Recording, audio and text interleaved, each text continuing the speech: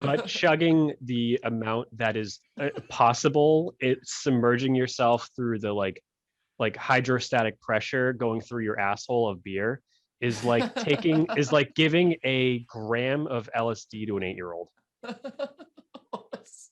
I think. Now we have our opener. We just got the opener, boys.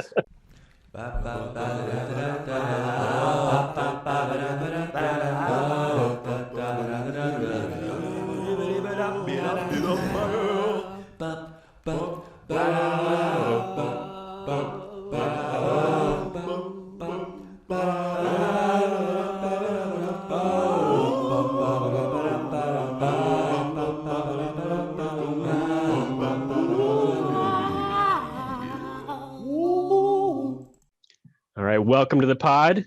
We're Dylan and Joe, and today we'll be looking at the Gilly lifestyle of the only guy I can think of who made it famous for escaping out of milk cans with our friend Skip. Skip, who are we talking about today? Fucking Mr. Harry Houdini, the hairiest of Houdinis, my friend. The very same. The very same. Welcome back, everybody. We're going to be diving into the world of escaping and magicians, and probably the most famous magician in world history. I can't think of anyone more synonymous with the name of magic than Harry Houdini. And we have our second special guest that we've ever had. We've had one person on a couple times, but we're more than happy to welcome. It's Alex Wheeler, aka Skippy, aka Oh My God, it's Skippy, aka Skip Ruiz, one more time, aka the very best, aka the Sundance Kid. One more? No. All right. Hi. Thank you, Adam. And Skip. Don't forget Skip. He also goes by Skip sometimes. Skip. I don't think you said that yet. Sometimes. Yeah. That's all right. Hi. Thank you guys for having me. Very much, man. I'm blessed to be here, drinking beers with a couple guys just trying to have fun on a Wednesday, talking about the hairiest. You know what I mean? The hairiest. That's what it's all about. Welcome to the basement, man. We love to have you. Thank you, man. Thank you for having me, for real. I appreciate it. So what the fuck? What's going on? What's up with Mr. Harry Houdini? How are we starting this off right now? Because this is I wasn't honestly not prepared at all. So let's just fucking let's just make it happen. This guy originally went by Eric Weiss, and he's from Budapest, Hungary, and he was born to a soap maker. Sometimes soap maker, which is my favorite part. Based off of very Tyler Durden of him, part-time soap maker. His dad also hosted a fight club at night, but rule number 1 and 2 was don't talk about it, obviously. Don't talk about the soap, and you won't don't find that on Wikipedia. Talk about Fight Club. And I also heard that he wasn't. I mean, the nicest way to say it is he's a pretty shitty rabbi too, right? Like he was a rabbi. Yeah, that's a good point. I mean, Eric Weiss changing his name to Harry Houdini, just another one in the long line of Jewish entertainers changing their name for show business. It's sad. It's a sad state of affairs. The American public won't accept them. It's wrong. I'm glad that we live in a new world now, where Harvey Weinstein can publish his name with pride and not be judged. I'm glad the world's changed since the early 1900s, you know. And this was what year? 1897. He was born in 1874 in Budapest, Austria-Hungary, which is now no longer a country, but it's that long ago that there was still a country called Austria-Hungary because the World War I hadn't happened yet. Archduke Franz Ferdinand was probably learning how to tie his shoes. Nary a thought about being murdered by the Black Hand in years to come. But that's a whole other podcast. And this podcast, because we're going to go deep into really who Harry Houdini was, what he did, this type of stuff. And it brings us back to a quote from The Godfather that I wanted to reference today that I saw on TikTok. And it's...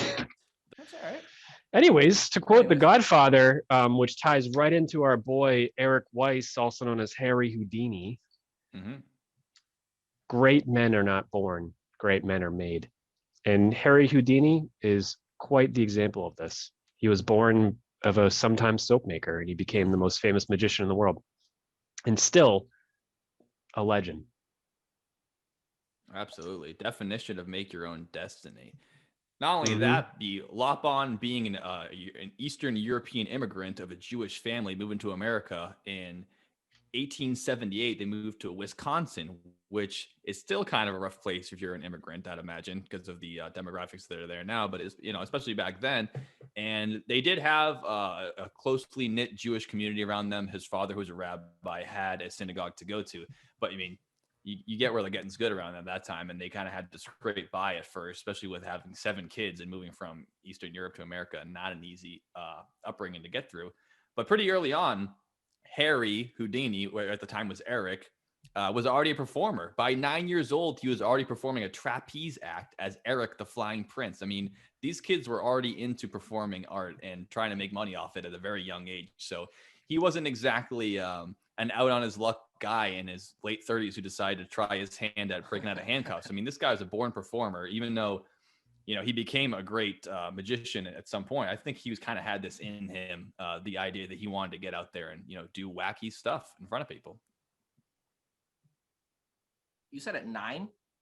9 years old. He had a trapeze act on Eric the Flying Prince. He called himself. He went by like 100 different names in his life, including Eric Weiss, which he didn't change until I think, about 20 years after. Well, later on, it's the evolution of advertising. I mean, I've gone through this a million times with different companies where they're like, let's be Eric the Flying Man. Is that what you said? Or Weiss the Flying Boy? What'd you say?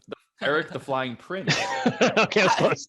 Eric He's a prince. He's royalty. Weiss the Flying Boy. I mean, love Eric... Weiss the Flying Boy. I love no, Weiss is too, see, again, it's too ethnic for 1875. That Eric sounds okay at the time. Yeah. You know? Yep. So Eric the Flying Boy? What you said before when I said is Prince. Eric the Flying Prince. Okay, all right. So just to go about advertising, so like, what would you remember? Clearly, you don't remember Eric the Flying Prince. Clearly, you remember Houdini. Houdini becomes the image, the name, the dream, the empire. Houdini, the flying magical man. Houdini. Not Eric the Flying Prince. Exactly. So that's why companies become the Googles, the Amazons, the fucking Venmos. Not Google's Eric the original Flying name was, Boy. are you looking for something? Type it in the bar here. It'll be called a search bar in the future. Way too wordy, annoying. Now you say Google it. That's marketing. You know. Just like Houdini means magic guy. So what we're saying is Eric the Flying Prince is more Ask Jeeves, and Houdini is Google, right? That's what we're getting at here. Do you guys remember one-to-one comparison? Yes. Perfect. Absolutely perfect. Do you guys remember knowing people or someone's mom or dad at their house where they'd be like, let's pull up Ask Jeeves and ask it a question. Like, I don't think that's what it's for. Like, hey, like, Ask Jeeves, like, what is the temperature out? It'd just give you a link, like 5 different links to different like weather.coms. Like, you don't ask it questions. It just they ask Jeeves like they ask Siri. Yes. Ask Jeeves, exactly. The perfect. Even Siri still fucks it up, and they acted like that was Siri in the year 1998. Like, listen, Jeeves was ahead of his time, man. I don't mean to get too off topic, but Jeeves was doing it before Google was even a fucking twinkle in my mom's eye. I'm just saying. Well, I think they're pretty much the same popularity when they first were sprouting up. I mean, my mom and I first used dogpile.com. Oh my shitting God. me? Yeah, that was the first one. They're like, it's called Dogpile. So the internet's a vast place. You know the name of the website. Click on this. All you do is type a word into Dogpile, and they'll show you a website that it's kind of similar to, and you can find it that way. It's called a search bar. Dogpile. That is fucking insane. That's it probably got bought up by Yahoo because Yahoo was a huge search engine at the beginning too, because Google was much smaller than Yahoo. Still a piece of shit, just to reference. It still sucks. Still sucks. Hey, we're Yahoo. Let's buy a Dogpile just because we want to like take it all in. I mean, Yahoo literally had the power to buy up Google when Google started, and it would have been I mean, they would have ruined Google. I'm glad Yahoo didn't buy Google. I can't believe Yahoo's still around. Oh, man. So Joe, so we don't go too crazy. Who's Dash? So Dash is Eric's brother. I actually don't have his name written down here, but he also came up with the name himself. So when they started performing magic acts together, him and his brother, that's when he came up with the name Harry Houdini. It was based off of a famous French magician named Jean-Eugène Robert Houdin. And that's when he came up with the idea of being Harry Houdini, like an alliteration, like I'm Harry Houdini, the magician. And obviously, like you said, marketing, perfect name for that. There's more to it than that too. And and that's when his brothers changed his name from some kind of crazy Austria-Hungarian name to Dash, because it sounds more like fantastical too. Would you like to elaborate? I'll definitely elaborate on that. So I'm not as good as you. I didn't go to college. For the record, none of us graduated college, so no one's playing the smart card. That's not true. Graduated with my master's certificate from community college. My bad. They get a lot of PhDs at community college now, do they? They do. They do. That's my great. mistake. Now I feel like an asshole. As long as we're not that like Marine Corps guy who has like, I went to the school of Fort Hard Knocks. Paris, Paris Island, Hard Knocks. Yeah. As long as you're not that guy with the bumper sticker, it's fine. So yeah, he named himself after Jean-Eugène Robert Houdin, and he fucking Eric decided that he loved his book, that he wanted to be just like this guy. So he talked to his friend who said, if you add an I to the end of Houdin, the I represents like, so it's like Houdin, which is not at all true. So he named himself Houdini. I was about to believe you, but I'm like, I don't know that. I mean, it sounds more Italian than French. That's all I thought. I thought he wanted to be like the great Houdini. It sounds like come on in, Chappuccino, I'm the Houdini. It's like you're like an Italian like phantasm snake oil salesman. Like I totally picture like the guy being like, everyone come by, buongiorno, buongiorno, bring your tea. It just sounds like he's like an Italian like big show, big top circus guy. It's a great name. Nope, it's a friend who said it's French for like, and if you add at the end of Houdin, you'll be Houdini, which is not true, and that started the empire of Houdini. Off of Way to stumble into a great idea. Said, right? Yeah. So Dash, so Dash is another evolution of the brother of Houdini. And originally, I forget his actual first name, but he first went by Hardin, which Harry gave him the name Hardin, and he was the first guy to actually escape in front of actual people, not behind a box or a curtain or whatever it is, out of a straitjacket.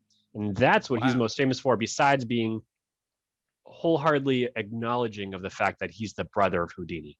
He was relatively successful too, wasn't he? I didn't mean to interrupt you. I'm sorry. Yeah, I don't think he sucked. Yeah, he sounded pretty good. Yeah, no, he actually ended up having his own career as an escape artist. Going alongside, basically like, hey, you can't sell at the same theaters at the same time, but I mean, you can, tag along after the tour, or you can sell at different. They weren't ever in direct competition with each other, strangely enough, especially because a lot of shit happened with they could have seen them bumping heads, including with him. Eric's girlfriend ends up marrying Houdini, shit like that. You can definitely see it going sour, money problems, whatever, but they end up, generally being friends their whole life and performing independently of each other and with each other. And it didn't end up that bad. They actually both ended up pretty successful. Everybody's what's that thing? Everybody's, if you like three shades of Kevin Spacey or something. What's that called? Where like yeah, that's exactly right. Except it's three shades of Kevin Spacey. Except it's not Kevin Spacey, isn't it? Kevin, the basketball. Nope, you get it right the first time. You shitting me? No, Three shades of Kevin Spacey. It's not Kevin Spacey. It's the guy in basketball. It's 6 degrees to 7 bacon to Kevin Bacon rather to 7 bacon. That's what I thought you were serious, because I was like, well, it was so funny. I wanted you to keep rolling with it. I just couldn't think of Kevin Bacon's name, so we chose 3 degrees. It's the 3 teenage boys that are 50 Shades of Grey with Kevin Bacon. 6 degrees to 7 Harry Houdinis. All right. Yes. Got it. Yeah.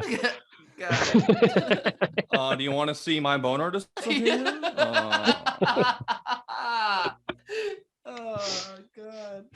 Oh, that's too rich, man. You don't. All right.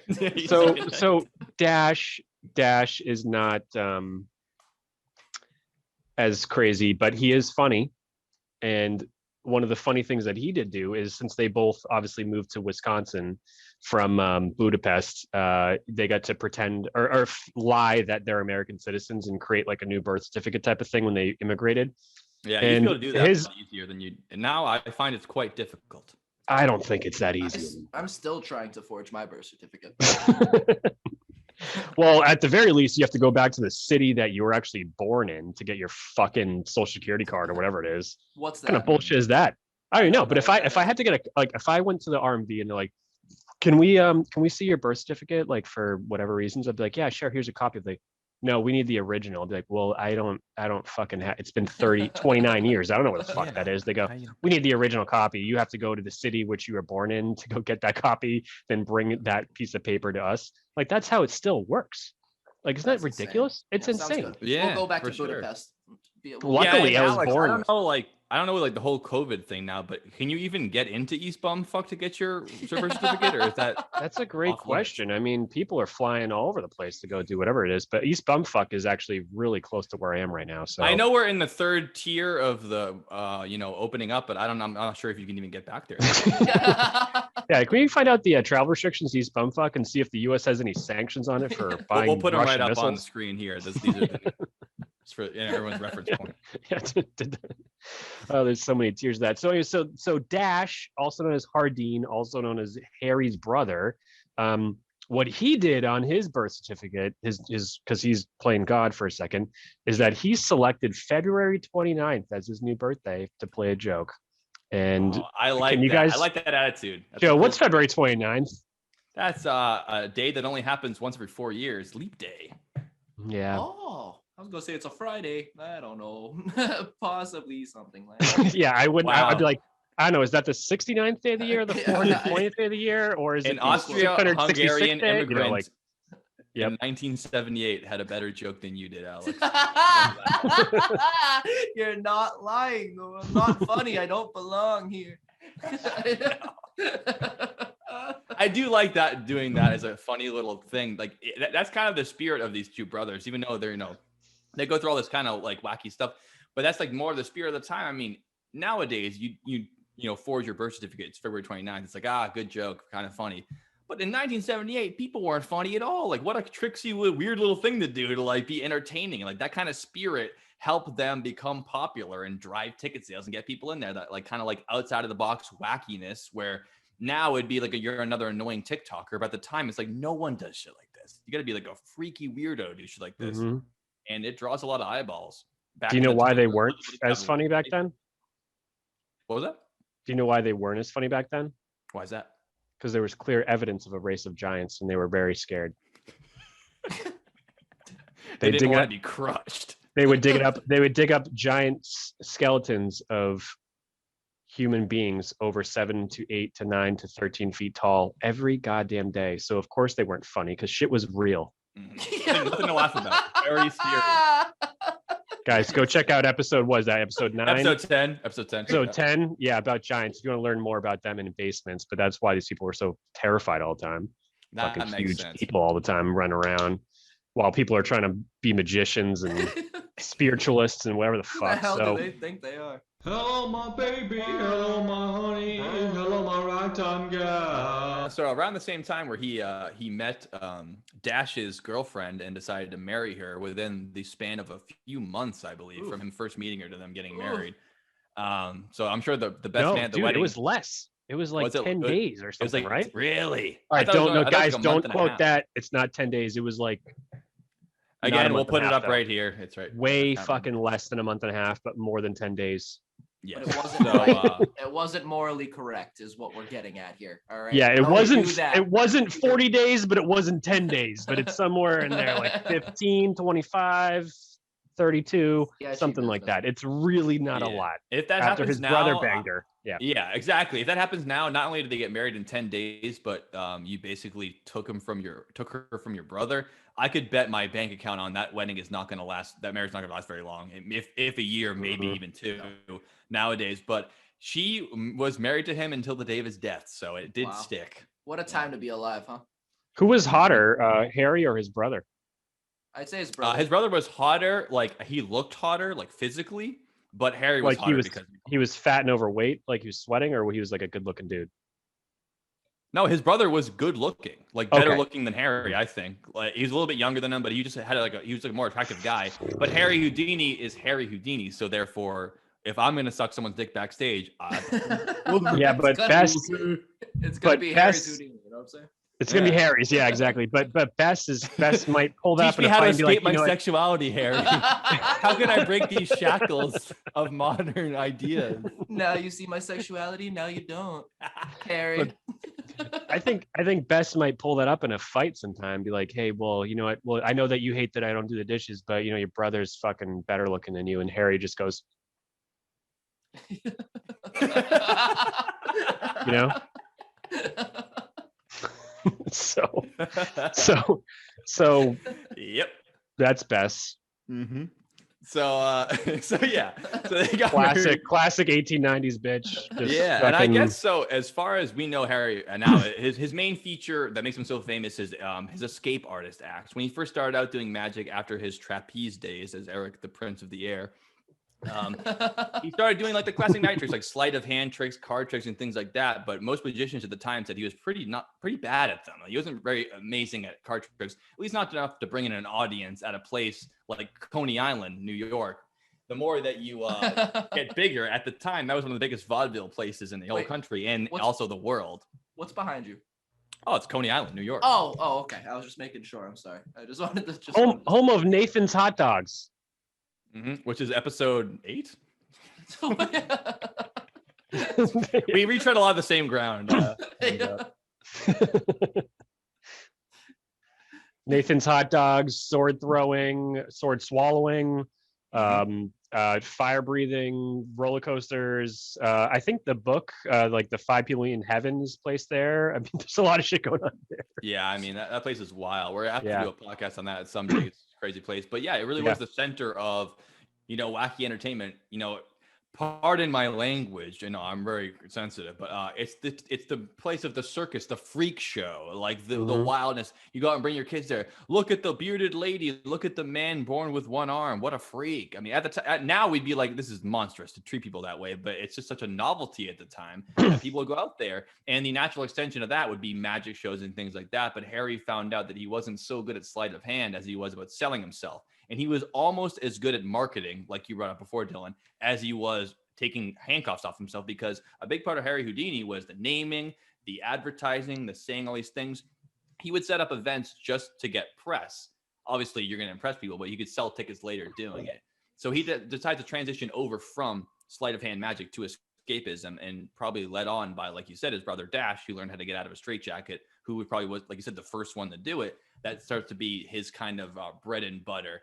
He also, at the time, did a fake psychic experience, much like other people were doing it in the height of spiritualism, the late 1800s. He would do a show where he'd, wear the turban and say, "Oh, I'm thinking of a name," and you guess it and do the whole thing, like a big cold reading exercise before we got into his real shit, which was breaking out of handcuffs. That was his real shit. Straight jackets, handcuffs, tanks, whatever you want. He did all of it, and that's what made him huge enough to be a world famous escape artist.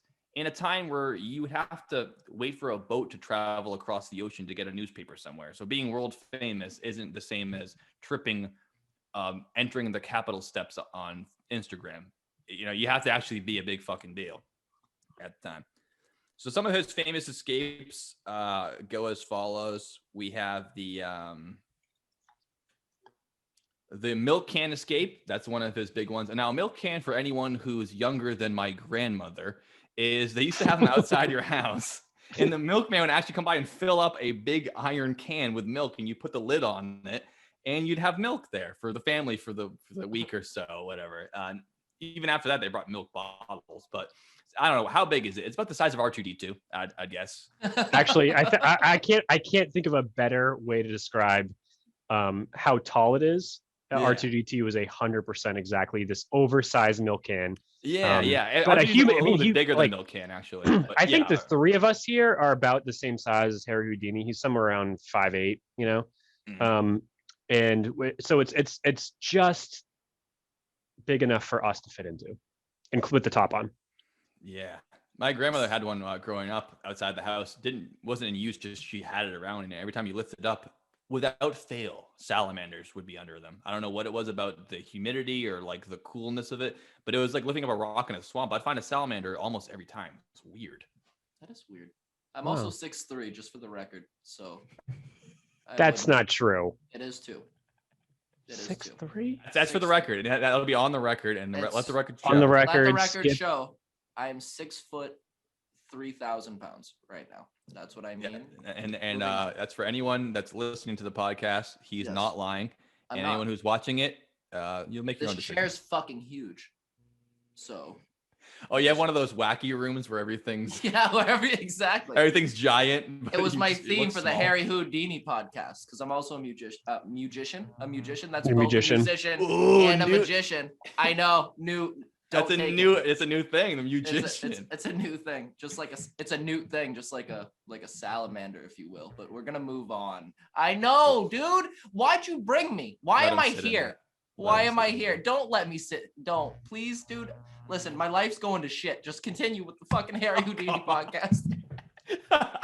Anyways, Yeah, so he used to do a trick where you would get chained up. Like every trick started, you have to bind his hands and feet, usually with handcuffs and feet cuffs. I mean, you've seen prison shows like that. It's when the chain goes between them each. We'll put the picture up of Houdini with the chain. And so they put him in there. They fill the thing with water, and then they put the lid on top of him, and he'd have to undo himself from the handcuffs and the feet shackles, and then pop himself out. And it's obviously terrifying to do that. I can't even imagine being in a milk can without handcuffs on and with no water in there. I would have a panic attack and I'd freak the fuck out. Speaking of milk cans, so the only time that he failed the milk can escape was one of the times that they did an impromptu performance, and the milk can was filled up with beer. Now, strangely enough, even Houdini was a wacky individual.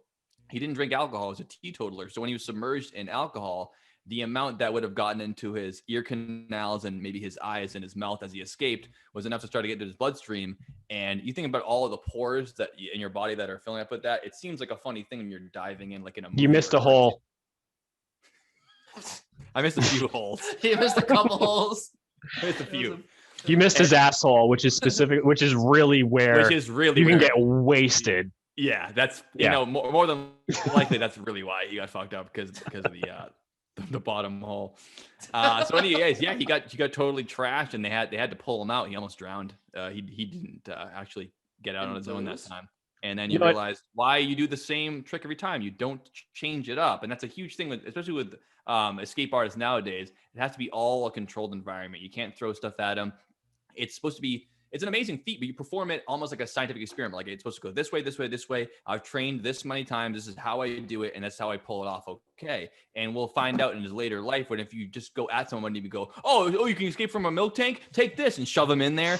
No, I can't do it. That if you kidnap me, I can't get away. Even though he would say, I cannot be held by any prison. I cannot be held. Yeah, he says that, but it still has to be like a show. You still set it up like an actual event, and magician's job is to make it look like they can do anything, even though they can only do one specific thing that's amazing. And Houdini could only do those specific things because he was so well trained and so well practiced at it. You can't just, if you locked Houdini in prison, he wouldn't be able to get out. I hate to ruin it for you. Maybe in 1910 he would, but now he couldn't get out, no matter how good, because all you have to do is make it, specific to what he is, and he can't do everything. That's all I'm saying. It's a show. It's a show.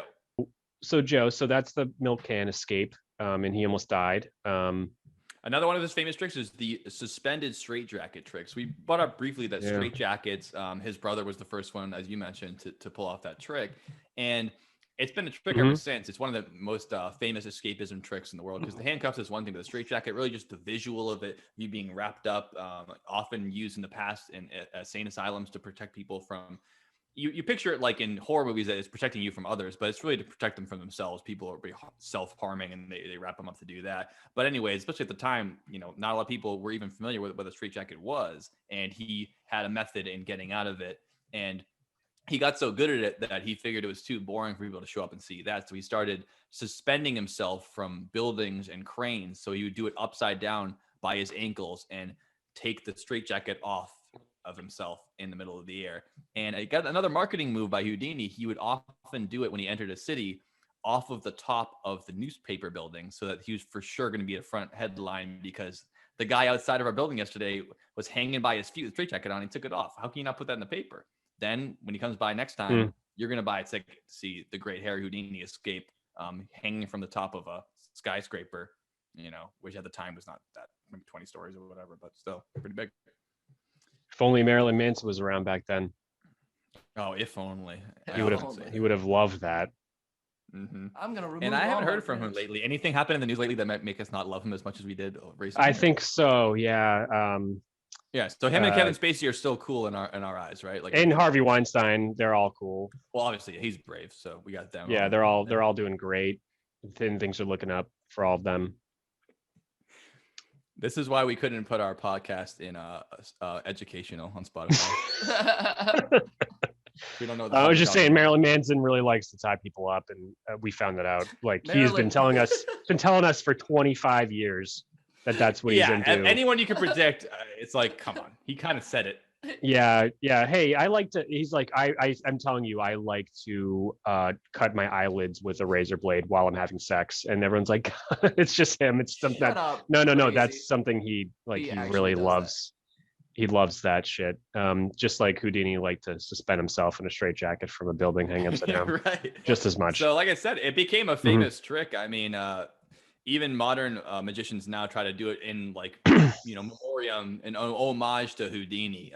Chris Angel did it a couple years back. He wore 2 straitjackets front and back, and he got hung from a crane on Bourbon Street in New Orleans and pulled the trick off. Just kind of a modern example of doing the same thing Houdini did 100 years before. And the actual world record for a straitjacket escape was set in 2014, and it was by an actual Italian man, not a fake Italian name, Danilo Adiello, and it was in Italy, and he did it in 2.84 seconds. Jeez, what is the deal with that?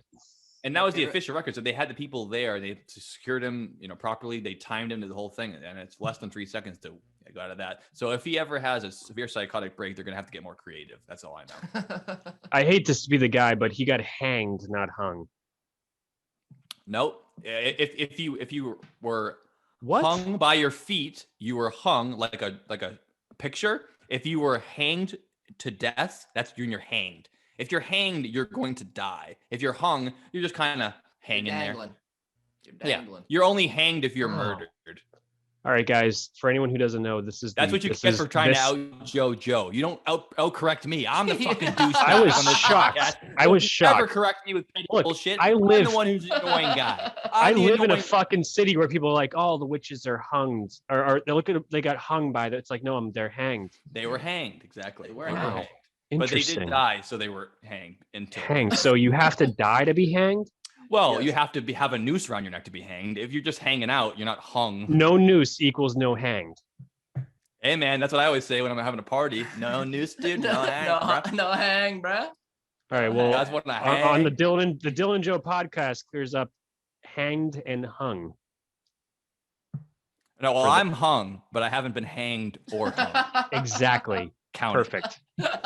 Excellent. So that's the suspended straitjacket escape. One He thing I also want had, to talk about. No, go ahead.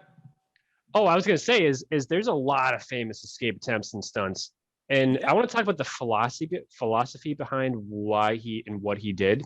But before we go there, just one more quick little sneak peek into something else he did.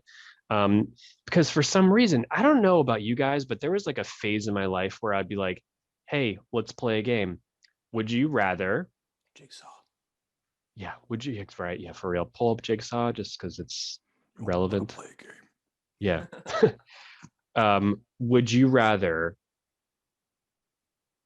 butt chug 45 gallons of milk or hide inside of a dead bear carcass? Carcass, not the The caucus. Iowa Bear Carcass. Caucus. Yeah, sorry.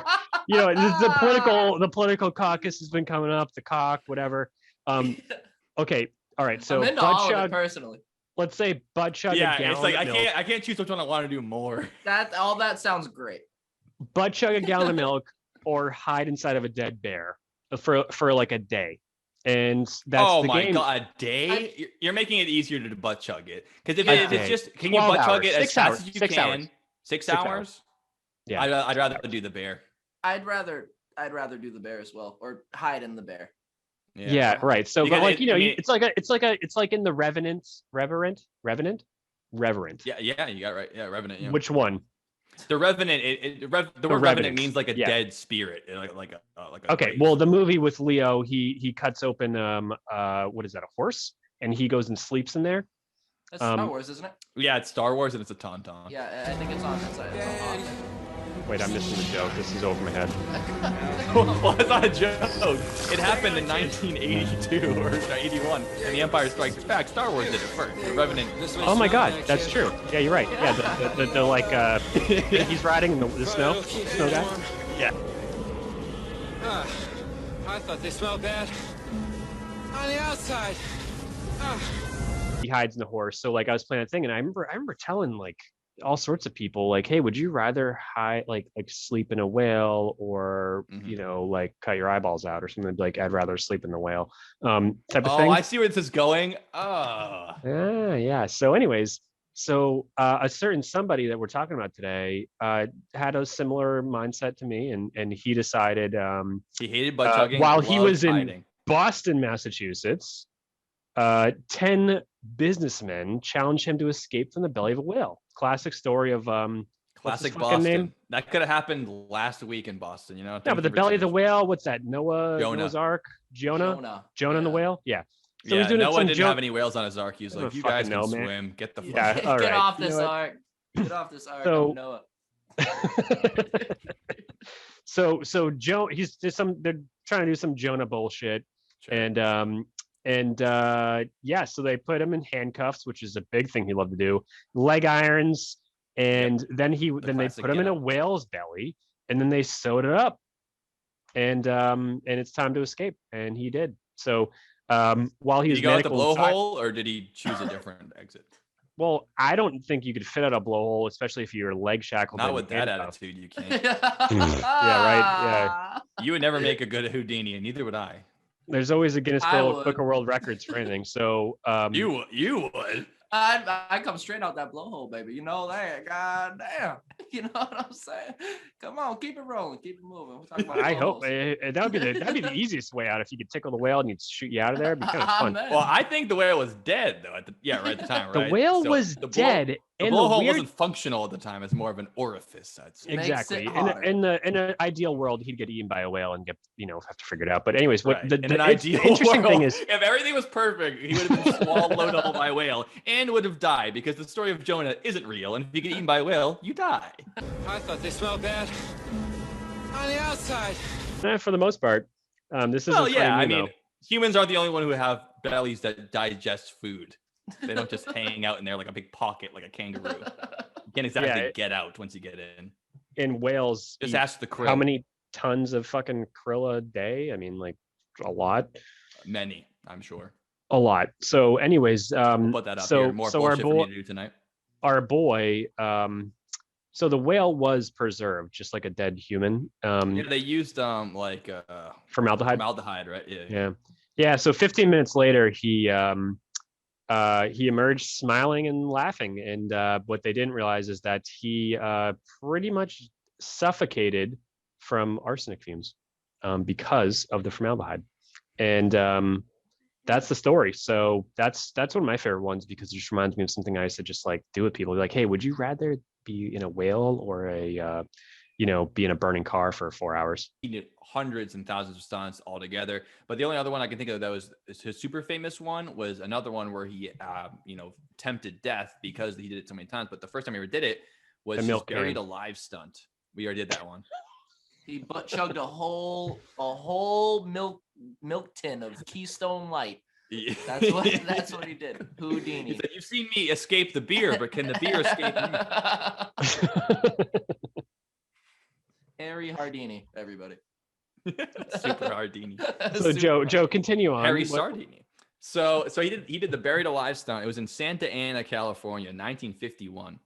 He asked people to dig a grave for him and bury him alive, much like you hear the old tales of vampires and zombies and all that. Difference is he wasn't in a casket. He was buried with his body under 6 feet of soil. And he became so exhausted and panicked as he clawed his way out of it that he was having a full-on, meltdown when he got out of it, and they had to take him away to the hospital because he's freaking the fuck out. Obviously, why wouldn't you be panicking? I mean, it takes less than that to drive people completely insane, and I can't imagine the amount of fear. I mean, if anyone's looking at how to torture me a good way, it would be bury me alive. That'd be a good way to do it. I would freak the fuck out for sure. Check. Completely awful. And naturally, after he did that stunt, he almost died. He never did the stunt again. Just kidding. He said, "Give me a brass coffin next time." He did it again.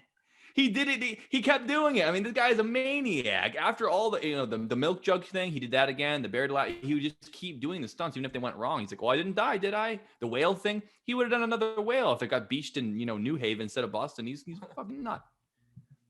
Third time's the charm. So yeah, the coffin that he used to do the buried alive trick in, the brass coffin, they did use that to transport him from Detroit to New York after he died. It's kind of like an homage to him being like, oh, let's use his coffin, like the Great No Escape. kidding. And Oh, when that's they opened awesome. the coffin up in New York, he was gone. Just kidding. He was still in there. The one thing you can't escape, the Grim Reaper. The Grim Reaper. Yeah, you can't Yeah, escape just that. for another reference for modern magicians, David Blaine, inspired by that same buried alive stunt. Instead of trying to escape it like Houdini did, though, he wanted to do more of an endurance challenge, and he went and buried himself. Same thing, 6 feet deep, but he did it in a plexiglass coffin so that you could still see him for the TV cameras, and they put 6 feet of water above him so you could still be able to see down and look down into him. Did it for 7 days straight, didn't leave the coffin. All he did is they had a straw for liquids and a straw for the liquid to go out. Mm-hmm. Didn't eat the whole week either. Goddamn. He peed out of a straw. Well, I'm sure it was more of like a catheter kind of device, but Oh, yeah. okay. Yep. Mm-hmm. Same kind of idea. Like they set it up so he could only drink and piss, and so he wouldn't get flooded in his own piss while he was there. But they didn't give him any food the whole time, and he didn't have any outside air.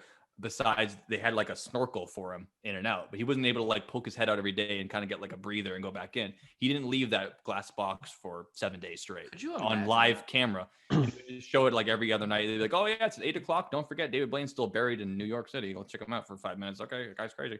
Moving on. But I just think it's cool that even 100 years ago, Harry Houdini is doing all these crazy stunts is still inspiring people nowadays to have to push the envelope and be more and more crazy, even though they're doing relatively the same idea that Houdini came up with all that long ago. Yeah, I completely agree. I mean, like, what a interesting way to go about your life and to make an impact. Do some crazy stuff like this, and like what we've learned, which kind of segues into our next topic, is like he was really into a lot of different things, suing competition who steal his tricks, and also disproving the spiritualism that we talked about in last podcast. He really wanted people to know that this is not the bullshit of the decade the century that was going on in the 1800s and the early 1900s. Like he wanted people to know, like, hey, this is magic is magic. But interestingly, two things. In that time, he invested money in other people's magic tricks. So you can actually buy, he would like buy tricks or put money in other people's tricks to be able to get the secret to what that was. That was the early days. But this after is more that, of like an old version of show business, but it still used to happen the same way for stand-up comedy and music, where people would be like, hey, I'm going to buy that joke from you. I'm going to buy that trick from you. Yeah. And if you're just like, a penniless magician, you have an amazing trick, and Houdini comes up to you and goes, I want to pay you $500 for your trick. You can still do it, but I want to know how to do it. You're going to take the money. You can eat for, Hell yeah. a whole year with that kind of money. Why not? Those guys might make more money selling tricks than performing them. Most of them, I'm sure, would. If you're great at it, but you're not great at marketing and being famous, you might be a better magician than you are a marketer. And in that case, give it to Houdini, Yeah, Maybe exactly. A comedy writer. Maybe you're not Kevin Hart, but when Kevin Hart goes on the roast of Donald Trump or whatever, he has 10 guys go up with him and they all help him out writing the jokes. Not that he's not a great comedian, but it's like, hey, you're not Kevin Hart. So if you can write a joke for me, I'll pay you, $10 grand to help me out. Why not? Yeah, I mean, it's how Lady Gaga got to the way she is. I mean, didn't she write for Britney Spears and all this other shit for years before she made her own songs, right? It's like the same thing. I think she won American Idol. You shit? No, is this serious? No. Oh, okay. I was like, I don't know. I'm like, God damn it! I thought she was the one I'm from kidding. Yonkers. Bradley Cooper won American Idol. It was a Hello, my baby. Hello, my honey. Hello, my ragtime gal. Send me a kiss by wire. Baby, my heart's on fire. So we'll link him up. Houdini worked really hard. He toured the United States exposing the methods of like fraudulent spiritual mediums. Again, these are the I was gonna say contortionists, hucksters, charlatans, snake oil salesmen. The same thing that I was getting, all heated about last week. Just people who were robbing people of their money by saying they could talk to past loved ones and things like that. And they weren't making a fortune, but they were taking what little money people had, who've all suffered an awful loss. Yeah. And they were claiming that they were legitimately talking to dead people, which a lot of magicians, even now, are capable of acting like they can do that. They can put on a show where they say, I'm going to talk to dead people. I'm going to guess things about your relatives, things like that. But after the show's over, they go, and that's the show. It was all a big show. I didn't really do it. It seemed like it. It's interesting, but I didn't actually talk to your family. It's all a show. That's the whole thing. And that's why a lot of magicians back then, even now for sure, want to separate themselves from these charlatans and saying, I can pull off those tricks because they're tricks. It's all entertainment. It's a fun show. But when you cross the line to saying, no, but I actually can do magic, now you're not only, selling the name of magicians, you're also, tricking people who are sometimes at the worst moment of their life, which is why the American Magician Society, which Harry Houdini ended up being the president of at some point, made it one of their big goals to try to, basically pull the fucking trigger and, ring the bell on blow the whistle. Thank you. On all these operations. Harry Houdini would go in there in disguise and act like he wanted to be part of the seance, and he'd blow the whole thing up. He'd be like, mirror there, cold reading here. Because if you're an expert at it, you can find all those tricks. So he'd go in there, blow it up. They get mad. And obviously you can't really sue people out of becoming, psychics, because it's still legal to be a psychic now. And it's still legal to lie to people and say you can talk to their dead children and grandparents, things like that. But oddly enough, they did get a piece of legislation passed in Washington, D.C. only, where you still can't claim to talk to people who are dead because of a weird law that society helped pass in D.C., which I don't know if it's worth passing a law on that. I think it's one of those things where it's better just to educate people than it is to try to make it illegal for people to hear things. I think it's always better to get all the information out there and then let people know about it rather than blocking them from the information. Because that often just leads people wanting to be more curious about it. Specifically, Houdini's brought into this is because his number one fan, his like real love, was his mother. They really, it's pretty clear that he was like, his mother meant more to him than his wife Bess, and she died, and he did some sort of a seance or something like that with her, and it really just pissed him off, I think. So, and on top of the fact that people try to disprove him as a magician and a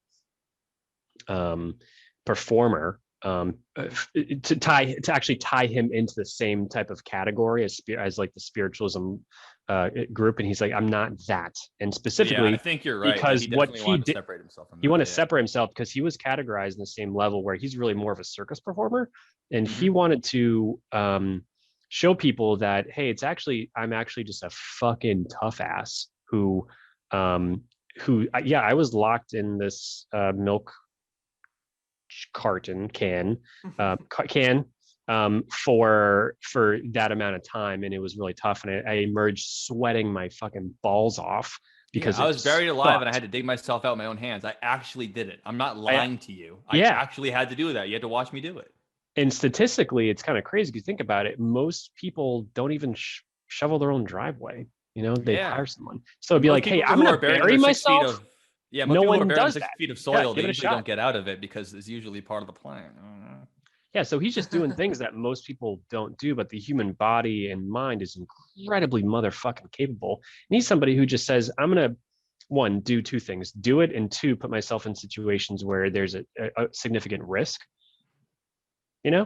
Like, that's not something people do a lot. If there's you can do things that no one does, like most people don't go on, like a small portion of citizens go mountain hiking, for example. Most people don't.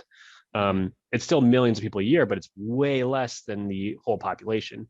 But I know for a fact that's millions a year, and it's still a small percentage. I know people don't put 6 feet of dirt on top of them every day and try to get out of it. He's a small percentage, if not the only person a year doing that. So I think that's a very safe assumption to make. I think that very low percentage of all humans ever do that every year. So he's just doing shit people don't do, and it's hard stuff that isn't just like a thing that there's risk involved, and it's a difficult task, and that's what got him to where he is. On top of a couple other things where we didn't really have a category for this, but like Joe, you mentioned it earlier. His ankle, his cheek, his where else? Ankle, cheek, hip, maybe? No, I read ankle and cheek, but what am I talking about? I don't know what you're talking about at all. You do. He had fake body parts. He said you mentioned it. All right, anyway, so no, I didn't. No, I said Some he of- used to hide. He had hide keys and lockpicks to try to Yeah. act like. But Yes. that's not fake body parts. You're No, wrong. he would have he would like glue on like a skin type of membrane over his ankle that had a lockpick in it.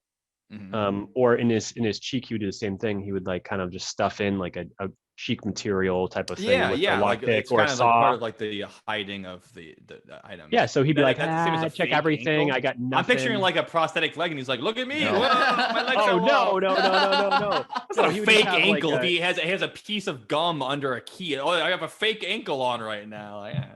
Yeah, no, no. Okay, yeah, you're right. Yeah, he did have prosthetics, but he would just like have a. So say your elbow is not. So someone's like, "Hey, check my whole body for keys," and then someone like literally strip search Yeah. the guy and like, we don't have a key, but they didn't rip off his elbow.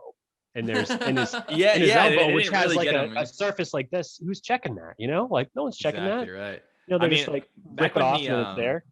I don't want to get too ahead of you there, but like, at some point when he started going on tour in Europe, he went to Russia and he escaped from a Siberian prison truck. And the That's a same big thing one. happened.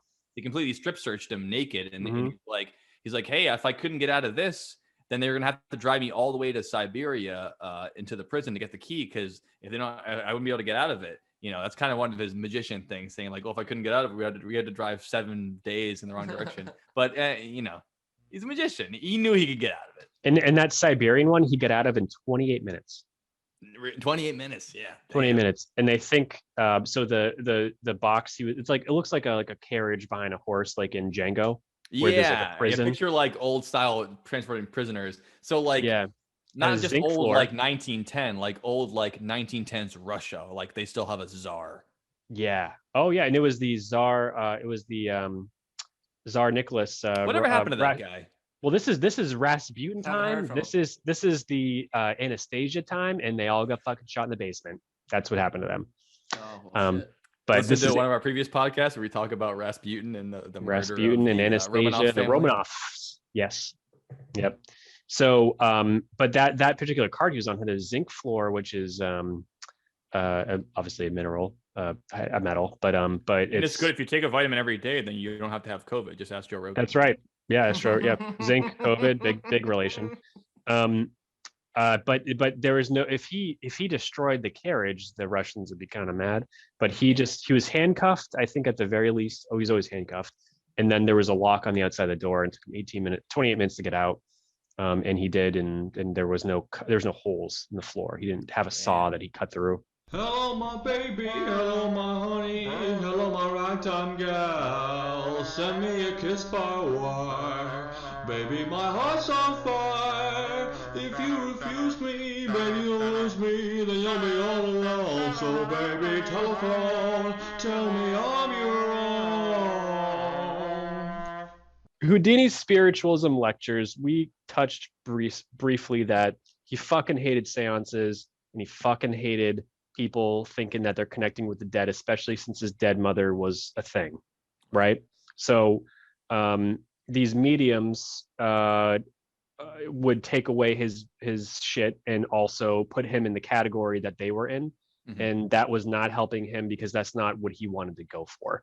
So he would sue people. He would do his own tours disproving people. He would send this chick before he did his shit to basically go in the same arena as he did to basically disprove the spiritualism people, so he could have a better performance and say that, hey, I'm just actually a tough motherfucker who gets it done.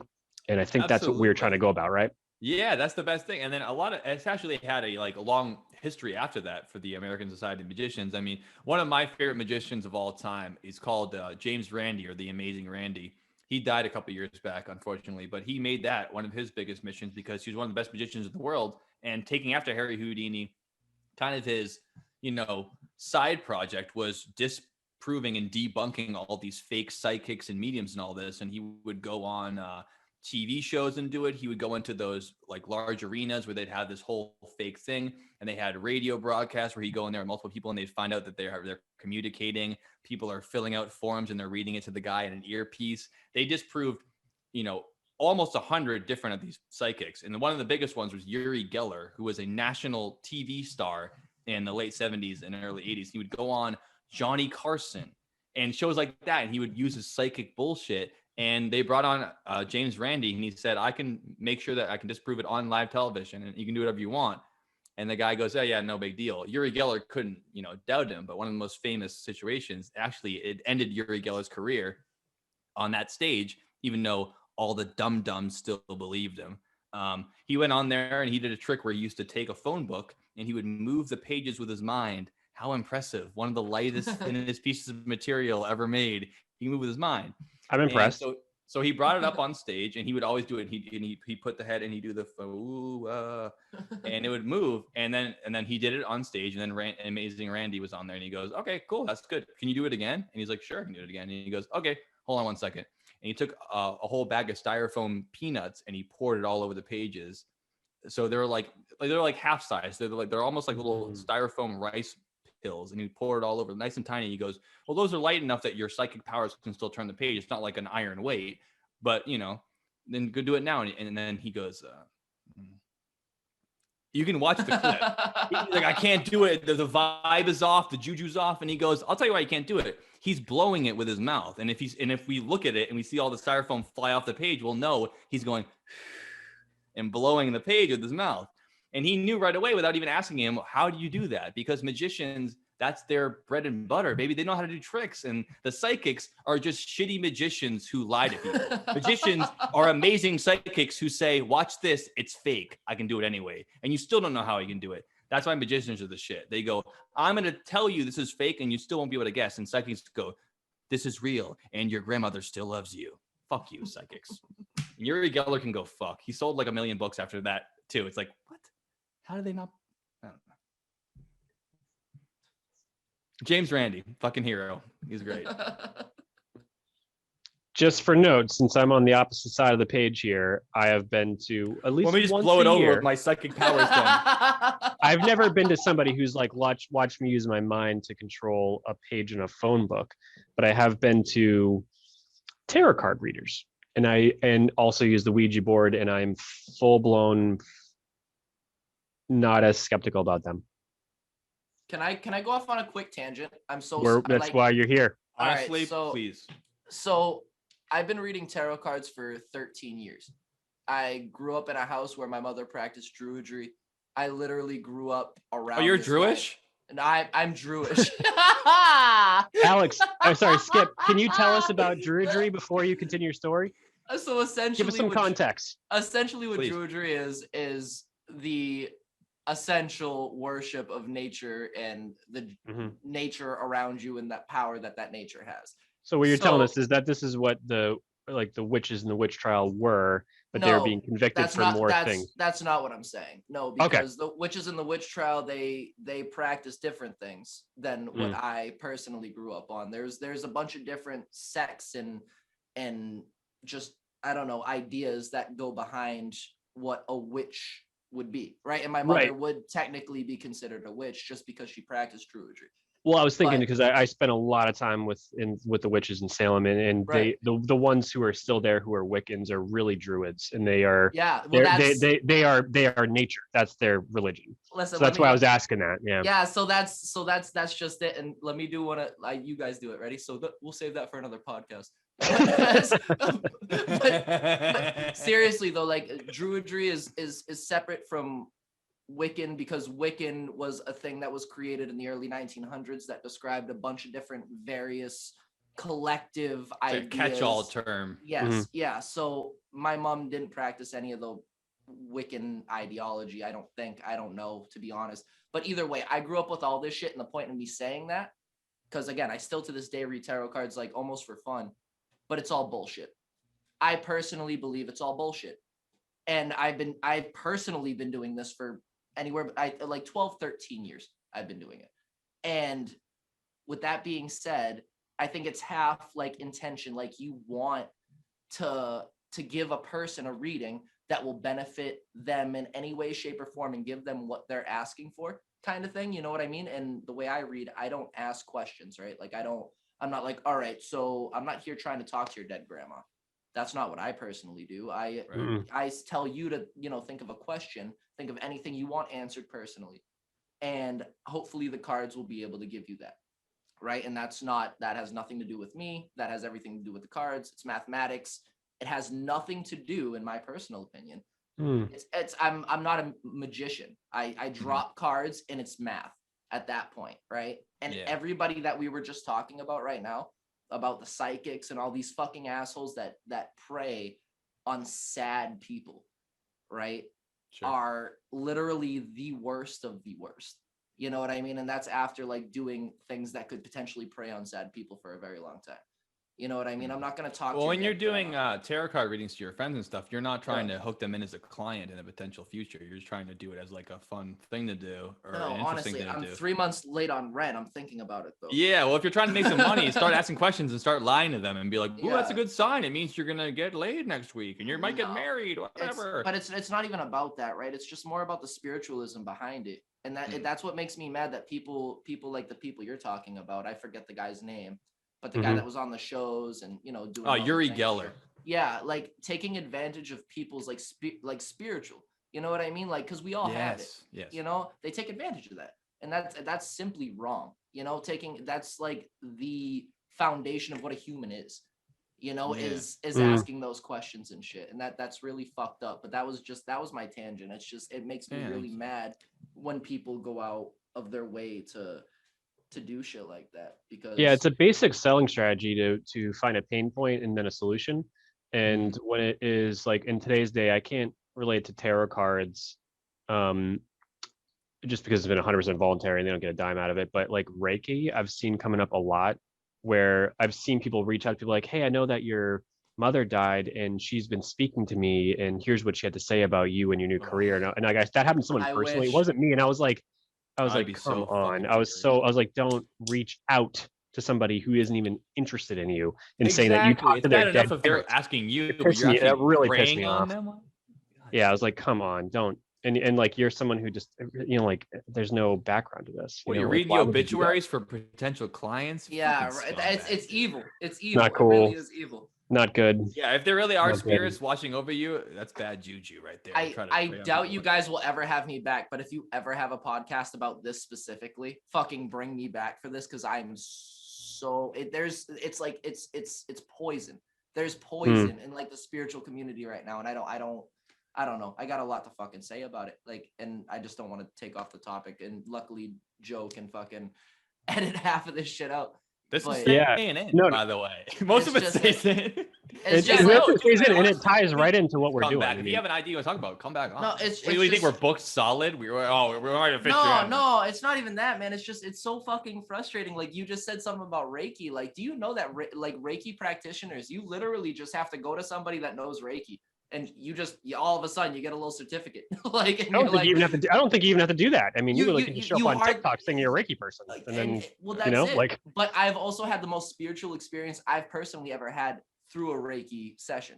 Interesting. You know what I mean? Story before, which does make it more interesting because you have had experiences. Yes. He's kind of a counterpoint between me and you, Dylan, where he's not like, hey, all this shit is non-existent and it's really nothing. He's like, there is shit. It's just that like some people are fucking lying about it, and some people take advantage of people, man. And that's it's the worst. It's the worst. It simply is the worst. And people will always take advantage of people, and that's why I don't go out of my way to practice this shit.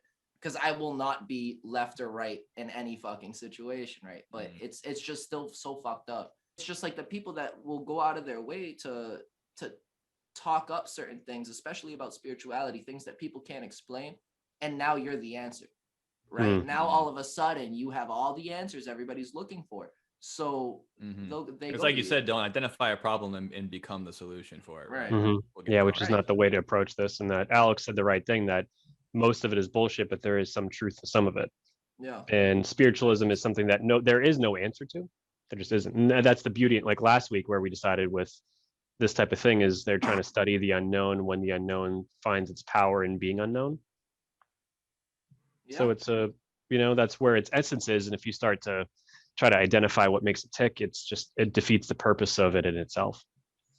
And I think it's an interesting point to clarify that Harry Houdini himself did believe in spirituality, and he believed that there was spirits and souls moved on. Yeah, he believed in all that stuff. The difference is he thought that these people were much like you said, they were being bullshit or charlatans. So I think he was extra mad on top of it because when his mother's spirit did pass on, he believed that she, still existed in some form and people were trying to take advantage of that. So I think that made him extra upset because he wasn't just thinking that the people are, spewing shite. He thinks they're more like, yeah, there really are people who have passed on and you're not talking to them and you can't talk to them. So how dare you claim you can? Right. So it wasn't just that Harry Houdini said this is all bullshit.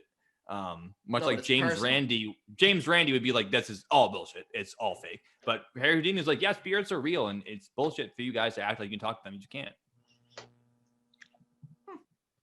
And what is interesting about that is this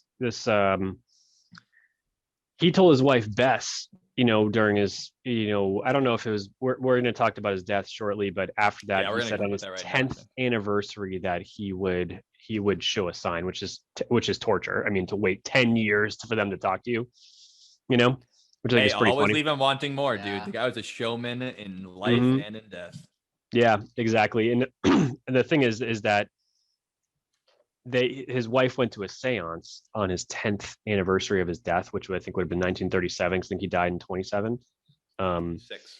26, so 36. And nothing happened. But I think that's what? The typical tip. No. Well, here's my thing. My theory is, because we're going to talk about his death, and it's a whole big, long couple of minutes, is that maybe they were looking so. Well, maybe they were looking so hard because like, we're going to go to science and then we're going to see him come through there. But on the way there, he was going to be there. And he's like, talk about his death. I don't need to get ahead of it, but the show must go on. He would perform under any circumstance, as we'll shortly talk about. You think he said 10 years from now, I'm not going to show up? Oh, you guys are looking too hard. I can't show up now. I can't try too hard. He's fucking Harry Houdini. 10 years from now, I'm going to be there. He's going to fucking be there for the big show. What a great finish. This is my theory on how it works. You're driving your car and you're going to visit your hud's. It's been 10 years and you're going to a seance because he's going to show up in the seance. And on the way there, you hit some guy on his scooter, and then you keep driving because you decide to ignore that. A lot of shit today. You hit one on a scooter. This guy. Are they okay? Did they die too? Are they going to be at the seance later? I don't know. They got to go to the seance, and they get the seance. They get to the seance, and then they show up, and who doesn't show up? But little did they know, the guy they hit on the scooter was a magician, and that was him showing up in a different way than what they predicted, because they're just humans, and the other dimensions are so unpredictable to humans and unexplainable that they hit a magician, and on the way there they also fucking got his favorite food thrown off their windshield, like that type of stuff. That's probably the signs that I think that the afterlife are able to produce, not through a seance. Like it's that other stuff where he's like, bias proves it, not him actually showing up when he said he would. So finding things that could be tangentially responsible. Oh, Jesus. Hey, maybe. that guy's wearing black shoes. I don't know. Didn't Harry's wear black shoes? Maybe that's him doing it. Not I'm going to show up in 10 years. Here's 10 years. He didn't show up. But the guy you hit, he liked vanilla ice cream and he wore black shoes just like Harry. So maybe that was Harry showing up. I miss you, Joe. I miss you so much, man. I miss you, man. I miss your logic. With that being said, though, I don't negative though. Yeah, you're not negative. That's not negative. That's logic. Dylan was trying to say a nice story, and I'm just shitting on it. No, you're not shitting on it. You're being Joe, which I mean, someone can take. Where'd your beer go? I think it's a ghost. Yeah, it can be both of this. I'm not seriously. Like you said, I'm right in between both of you, at least when it comes to this, and I'm just gonna continue to talk shit because I haven't talked a single bit of shit this entire situation. It's like if a spirit can actually come from whatever dimension or plane they exist in, right? And throw someone's favorite food at the window of the car, like you were saying, Dylan, right? Okay, all right. So all I'm saying is that if, for example, like you were saying, so person's driving or whatever, they hit the fucking, magician or whatever, their favorite food gets thrown. Why in the fuck, out of all things to do, if a spirit or anybody from an interdimensional plane in any way, shape, or form was trying to communicate with our dimension, why in the world would it be from a source like a bit of food? So all I'm saying is that if there's a being from another dimension that has died from this dimension and moved on to another, why in the fuck would they throw a piece of pizza because the magician's piece of pizza was that was their favorite food? Right? That wouldn't make no sense. Why the fuck wouldn't they do the classic fucking writing on the mirror after you take a shower? Oh, hi, how you doing? Nice to see you. right? I Good don't point. think that people can communicate that way. And by people, I mean interdimensional, potentially dead beings, whoever the fuck that may be. But like, I do believe in the next anything. I don't know what that might be, but I do know that no one's throwing pieces of pizza at a car because a magician likes a piece of pizza. That just doesn't make like logical sense. Like as math does, that does not. I don't know. That's just the way my brain works, and I don't know if I'm making sense. But No, you're making sense, and there's something to be said for that. It's like if you lost somebody who drove a yellow car, and then all you see is yellow cars. yeah, It's 'cause Joe you're- was saying about the black shoes. You're wanting to find those connections. It's like if you buy a new car, like you bought a Volkswagen. How many Volkswagens do you see that month when you bought one? You're like, holy shit, everyone has Volkswagens. Because all of a sudden, all you do is notice it. It's not like you're making a concerted effort to look for them. It's just like it becomes part of your psyche. Right. Especially Right. if you are emotionally attached to someone who's a very important part of your life. I mean, right. devastating. And you see that piece of pizza, and it starts to mean a lot more to you than it might actually mean in the universe. And like I said, I always got to use the caveat that I don't actually fucking know. I just like to act like I do. Because Dylan brought up a good point where it's like, oh, maybe this doesn't work that way in the other dimension. Like once you're passed on, you can't manipulate the world in a way that you would want to. Like maybe Houdini said he wanted to talk to you, but he realized he couldn't. So he started throwing pizzas and letting magicians get hit by cars or whatever he had to do to try to be like, hey, I'm here. Maybe that is what it is. But it doesn't convince me at all. But maybe it is. I really don't know. My whole point. Go ahead. Sorry. I was gonna say my whole point was that I don't know how to put this into the correct words or if there's a name for this, but they went there specifically with their blinders on because they think that at the end destination this guy's going to show up. But on the way there could have been some pretty unique circumstances or But I don't think they had their blinders on at all. I think their blinders were wide open. If their blinders were on, they would have missed all these little ticky-tack bullshit things that they later on attributed to him. I mean, it's the opposite. Their eyes were wide open. Wait. Maybe you guys are misunderstanding me. Nothing. There's no story about anything happened to them at all that day on the way there because they didn't. The only thing that I read is that. Oh, okay. They went to the. You're giving an example. You guys seriously think that they hit a magician on a scooter and got a pizza thrown at the windshield? No. I lost track of the thread we were talking about, and we went from like talking at the actual event to me being like, so what? Someone get hit with a scooter? Fuck you. Yeah. No. So what I'm trying to say is that like the only story is that he said in 10 years he would show back up. So they went and decided to go have a seance and to summon his spirit to talk to it or have some sort of a thing or have him come through, quote unquote. And he did, nothing happened. But I'm just saying is on the way there could have been some coincidences that are a little too weird. And they probably had their blinders on, complete tunnel vision, just to drive to the seance and didn't see the world around them on the way there when there could have been something weird. That is a little too far than normal. Not just someone's eating a piece of pizza and who likes pizza.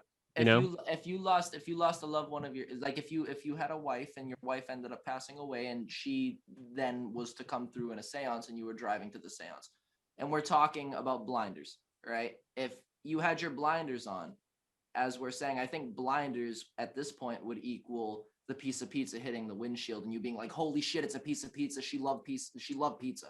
That's a blinder at that point. It's everything that you know about this person that you would attribute to, the spiritual experience that you're about to have.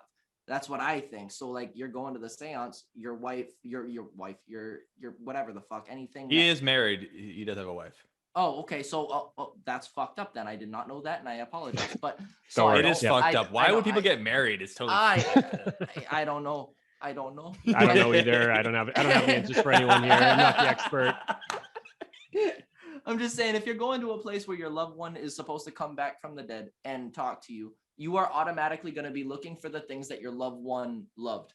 You're always going to be looking at that, and that right there is, in my opinion, would. It's not unique to like susceptible people or gullible. I don't think that's the whole thing. I know when I'm talking, all angry about you, it doesn't mean that people are like, oh, how dare you think? It's like, That's all I'd be thinking about too. All I would be thinking about was all the things. I mean, I'd hear someone be like, "What's your favorite number?" I'd be like 3. I'd be like, "Oh, she loved 3." I used Mhm. to always say 3. Like I would think all. That's all I would think about is all the things that remind me of them or is important to me, and everything would be assigned to me. The But those are skeptical those asshole me. blinders. I would still think that. Those are those blinders though that we were just talking about. That those are the things that are shielding True. your brain from Mhm. the actual reality. It's blinding in that- the opposite way. Absolutely. That's that from what is actually happening. So Harry Houdini is supposed to come back in a seance 10 years after his death, right? And nothing fucking happens. And then that fucking piece of pizza hits the fucking thing, whatever, the story that we were just talking about, right? Yeah. And I feel like if they were on their way, they'd look at that piece of pizza. Fucking Houdini loved pizza, right? And that's something that's going to totally take away from the actual reality. Yeah, they're driving down the of road what's and someone's going getting on. arrested, and they're like, "Oh man, he Dude, loved Houdini- handcuffs." he- It's definitely exactly. Houdini. Arrested. Look at all those Exactly. handcuffs. It And had to that's have been that's him. my point. That's my Well, point. No, it's a great point. My point was that that is like, I don't know if it's the opposite, but it's just that they expected to see him at one place, so anything in between A and B, they just completely missed, Right. Right. including the Right. pizza, including the I see that. handcuffs, I whatever see it is. So that. that's I that's see kind that. of where I'm going, is that maybe something happened along the way that they didn't see because they're like, oh, it's not, that doesn't matter because it's going to happen Yeah, there. I for That sure. was heard your that's what point I on was that, thinking. too. Yeah. I think you're right about that, but I think No more one's right. likely- Absolutely, no one's right. No one's wrong. No, I was saying, I think that's a good point. I should say, I think it's a good point on that. But that's more of a point that you're going to attribute to people who are not wanting to give a fuck, anyways. Like people, like the driver of the car. If he saw the pizza, he'd be like, "What's that?" But the person who's waiting 10 years to talk to their husband in a seance, they might not be like, "Who cares about the outside world? I'm just waiting for the seance." Like the whole entire day is about finding Houdini. Right. I mean, there's no way she'd be like, "Oh, I guess this is all I'm focused on is the one seance. If it doesn't work, doesn't work." Poor I girls. mean, who am I to say either? I mean, he made part of his career was debunking seances. So the fact that she thought he would show up there, if she even did think that, was a pretty strange idea. Maybe he knew a little more. We don't know. She'd be the first person to look at the Maybe. window and be like, Yeah, I "Is don't that pepperoni? Is that pepperoni? He loved pepperoni." That would be her. And then the driver would be like, "Well, what the fuck? Why is there pepperoni pizza on my windshield?" For some reason, That's what happens when you get buried in New York. You're gonna get a couple slices in your windshield. It's part of the fucking deal. Hey. I was thinking he might be a beef stroganoff type of guy. I bet he would. I bet he would. I The mean, hearty pepperoni foods from Eastern Europe. Yeah. Mama used to make. a pepperoni Cold- and beef cold- stroganoff cold guy. meat soup with pepperoni. as Oh an yeah, Delish. that's something. Sure. It's my Yep. Lithuanian brethren. Yeah, that cold soup. Cold Disgusting. soup. Correct. Delicious. So Delicious. cold. So cold and so great. Only if you don't have money. All right. Yeah, nothing like a beet soup and pepperoni off the window. Magnifique.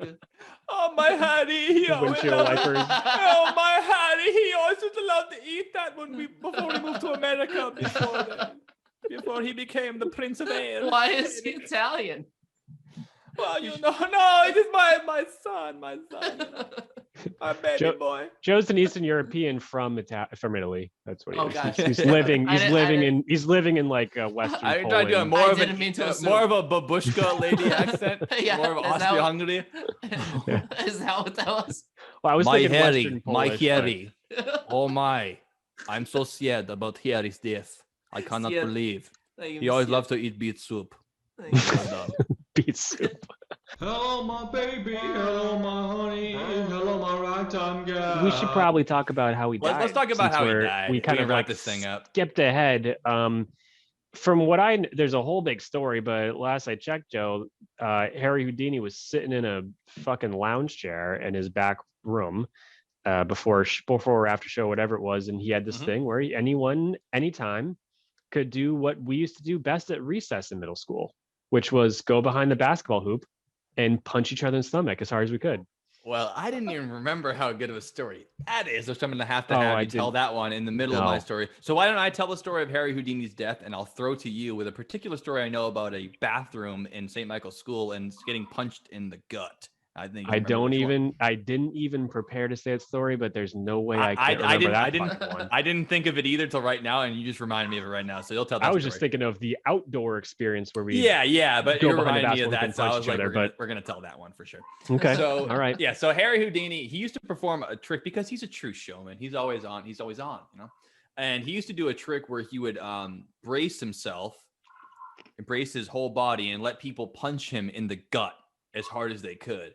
And he got so good at that. Again, this is a trick. It takes practice. It takes preparation. It's not magic. He's trained his body to take a punch in a certain way, a certain position, a certain, flexing, breathing. It's a whole training program. You try it with your friends, other magicians, and you get so good at it, you let strangers do it to you. And eventually you let, real people who can hit you do it. That's the same punch. There's a great picture of Jack Dempsey, who was the heavyweight champion of the world back when Houdini was a boxer. And there's like a picture of him getting Houdini's arms getting held back and Dempsey's about to sock him in the stomach. Hell yeah. And it's that kind of deal. So he was known to be able to do that. And he was outside of, he was in the green room actually of a theater in Montreal. And this is in 1926. So it's later in his career, but he's still performing, doing all his great magic acts and things like that. And I guess backstage, obviously security isn't what it is now. People just walk back there and be like, oh, hey, are you Houdini? And he's like, oh, yeah. There's a college kid walks up to him and he goes, you're Harry Houdini, right? I heard you can take a punch. And he goes like, yeah, that's one of my tricks. I can take a punch. And he goes, you can take a punch from anybody? From anyone? And he goes, well, yeah, I mean, Jack Dempsey, not a big deal. And the guy goes, oh, yeah. And he just starts wailing on Houdini's stomach. Like he punches him. They said multiple times. So like 4, 5, 6 times. And Houdini's sitting in a chair, like Dylan said. He's getting ready for his show. He's like, yeah, I guess I can punch people. People can with punch a me. broken ankle already, by the way. He already was in pain. I didn't even know that. So he already had a broken Yeah. ankle. And he's doing a show tonight. And then this punk ass kid comes up to him and goes, you think you can take a punch? And he goes, well, yeah, that's one of my tricks. And he goes, oh, yeah? Boom, boom, boom. Just wailing on him. And he punches him multiple times in the abdomen. And I got to only imagine, there's no quote, but Harry Houdini has been like, the fuck? It's wait. Part of the trick is I stand up first. Never mind the fact when I take a deep breath and brace myself, I stand. I'm not saying I'm Superman because he hasn't even been invented yet. Okay, douchebag, stop punching me in the stomach. It really is the same thing as like walking up to Conor McGregor and be like, "Oh, I heard you're tough, huh?" And he's like, "What?" And you just hit him in the head with a hammer. You go, "Oh, not so tough now." Well, yeah. Well, we're not in the octagon. I would wreck you. Like, what the fuck you think you are? This kid. Well, obviously was never convicted of anything, and he ultimately murdered Harry Houdini because that same night before the show was going, he was feeling this intense abdominal pain, and he was like, "Oh man, that kid really wailed on me. I wasn't ready." And I mean, and you can imagine this kid really went nuts on him. Right. And he said, "Oh, I don't know." And his wife Bess and the rest of his crew were like, "Hey, man, you should really go to the hospital. I don't know if you're going to be this bad off. Want to make sure you can do the rest of the tour." And he goes, "Consummate showman. Show must go on." He performs the first act. Wincing in pain. Second act, he's still doing all his Houdini shit under this amount of pain. And by the third act, collapses on stage. They have to take him 104 fever. 104 fever. No, man. So they take him to the local hospital. It was like Grace something hospital. Gotcha. Yeah, I'm not familiar with the name.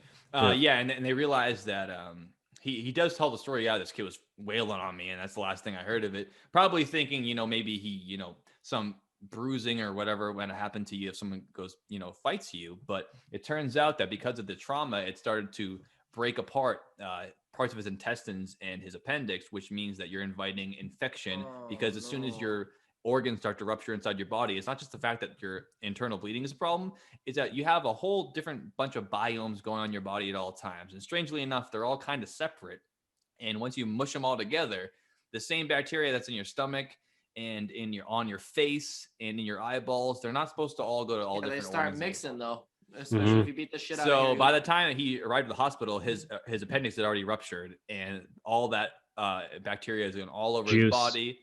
Yeah, all his intestines are already opened up. So basically, he's got an infection over all of his internal organs in his gastrointestinal tract.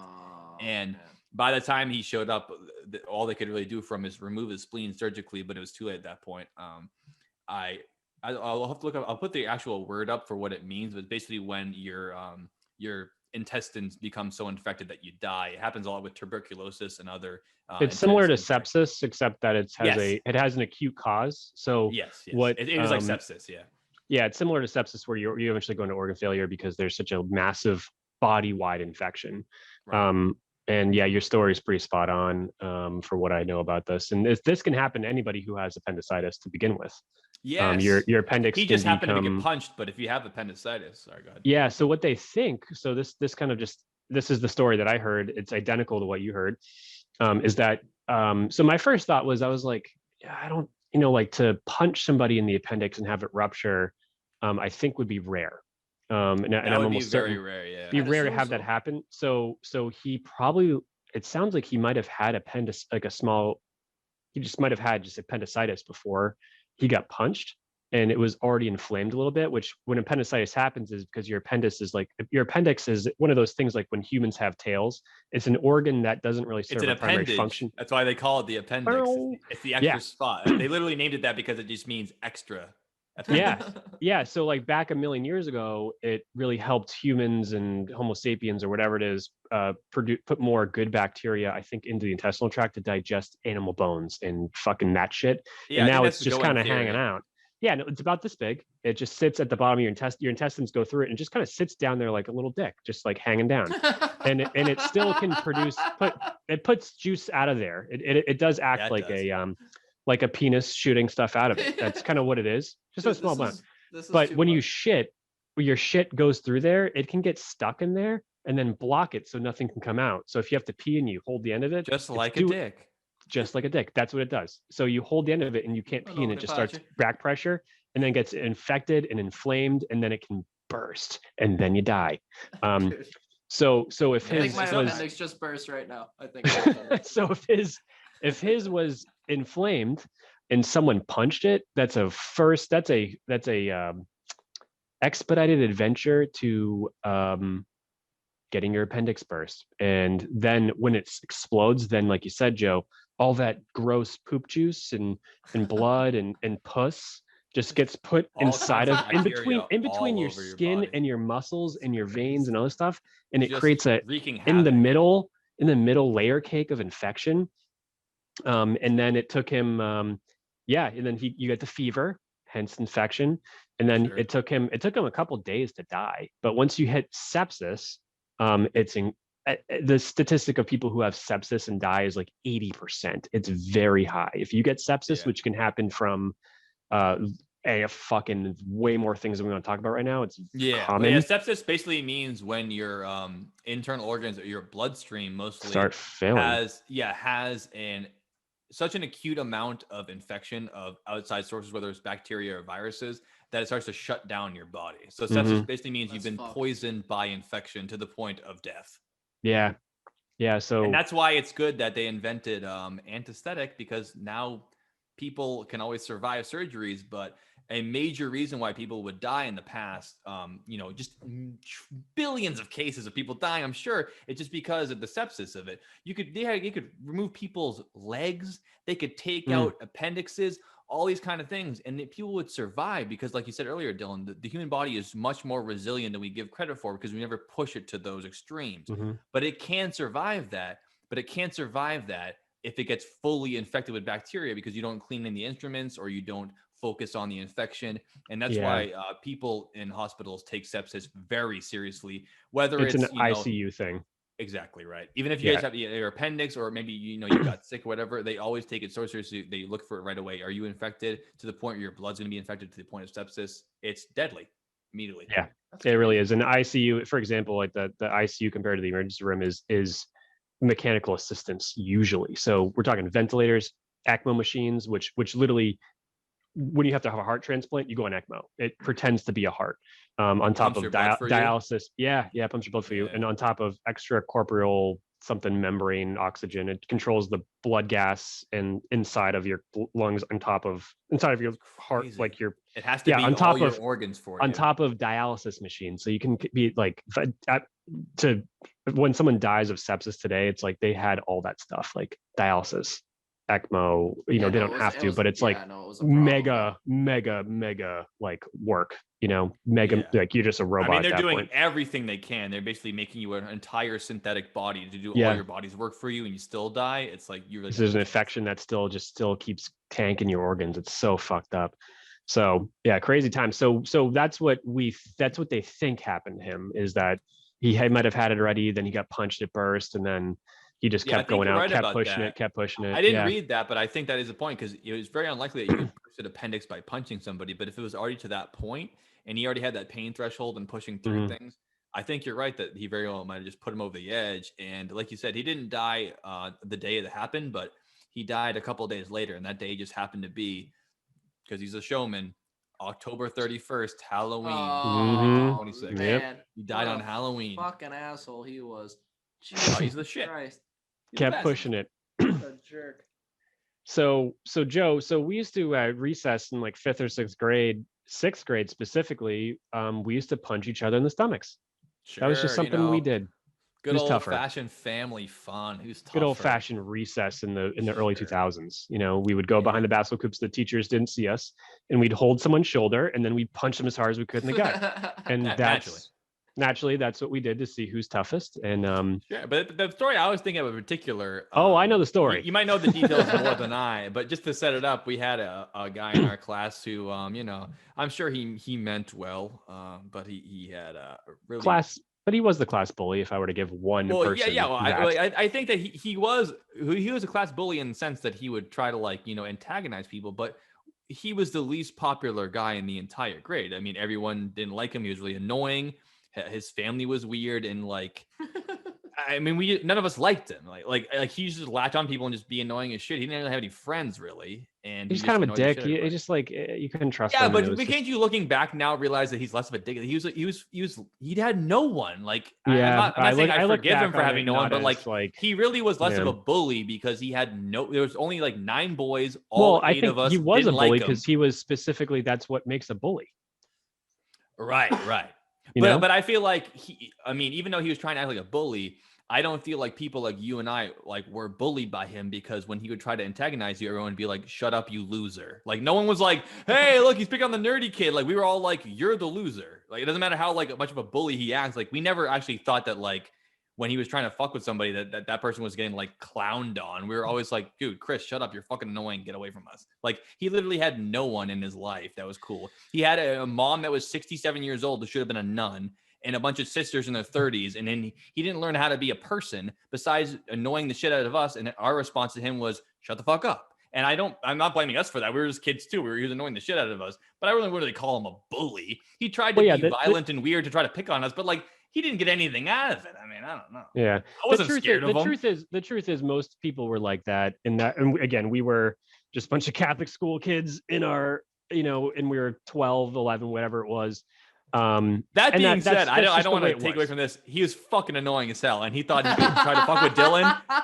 So don't feel bad. Here's for the him, thing. folks. Here's All the right? thing. He's doing just fine. He's doing. I'm sure he's doing just fine. I He's doing was. fine. I don't know. You might be able to agree with me, but I was the nicest kid to him by far. Yes, By a long shot. I was never mean to him. And it's a good point, because that's what I'm saying. He's not. Don't picture him as a bully. Picture him as that fucking weirdo kid that no one liked. And Dylan was very nice to him. But put he up was with aggressive. All his bullshit. He was aggressive. Oh yeah, aggressive. He was always aggressive. I'm not saying he was a That wimp. never was- He was a big kid who He was didn't have any bigger friends. than all of us. And he was In a bigger than all small of us, school, by far. a small classroom, barely anyone in it. And yeah, I mean, I know that Dylan was always nice to him, but I was nice to him too, because he would always talk to me all the time. My mom worked for the school, and I was one of the people who always had to deal with him. And I would always be so angry at him. My mom would be like, I mean, if he annoys you, just ignore him. Don't be mean to him. Do this and the other thing. And I fucking hated him. I had to go to the principal's office more than one occasion because he wouldn't stop annoying me. And they were blaming me for being like, just be nice to him. It's like, well, I didn't hit him in the face, did I? What the fuck do you want? So anyways, so the I don't need to story paint him in a is- good light. He's annoying as shit. Yeah, Here's the story. so- You'll realize it now. I'll be quiet. The story is, so I don't know what it was, but he decided that what I can't imagine what happened, but he decided that he wanted to punch me, and he told me that.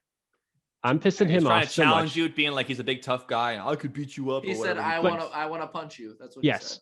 Yeah, I remember this yesterday. He didn't want to fight me. he just You And wants he to didn't punch he you. didn't want me to fight him either, but we also went to Catholic school where everybody had the fear of fucking the Lord in them. And specifically the Lord was the teachers and your moms.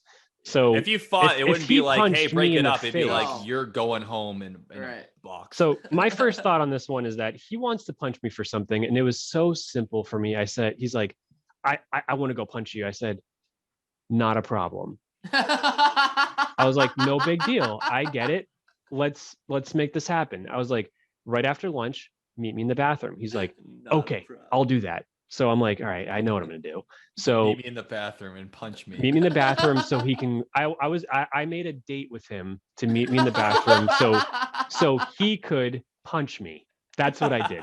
And he was And- like licking his lips, like, "Oh He was boy, like, I'm gonna "Fuck get yeah." him. I'm gonna I'm punch gonna you." get him. He's falling into. He's thinking I'm falling into the trap. 'cause What an I just idiot. Made a He set up date a with date him to so punch he him. can punch me, and I'm like, I got this. So I was like, not a big deal, Chris. Let's just go have you punch me.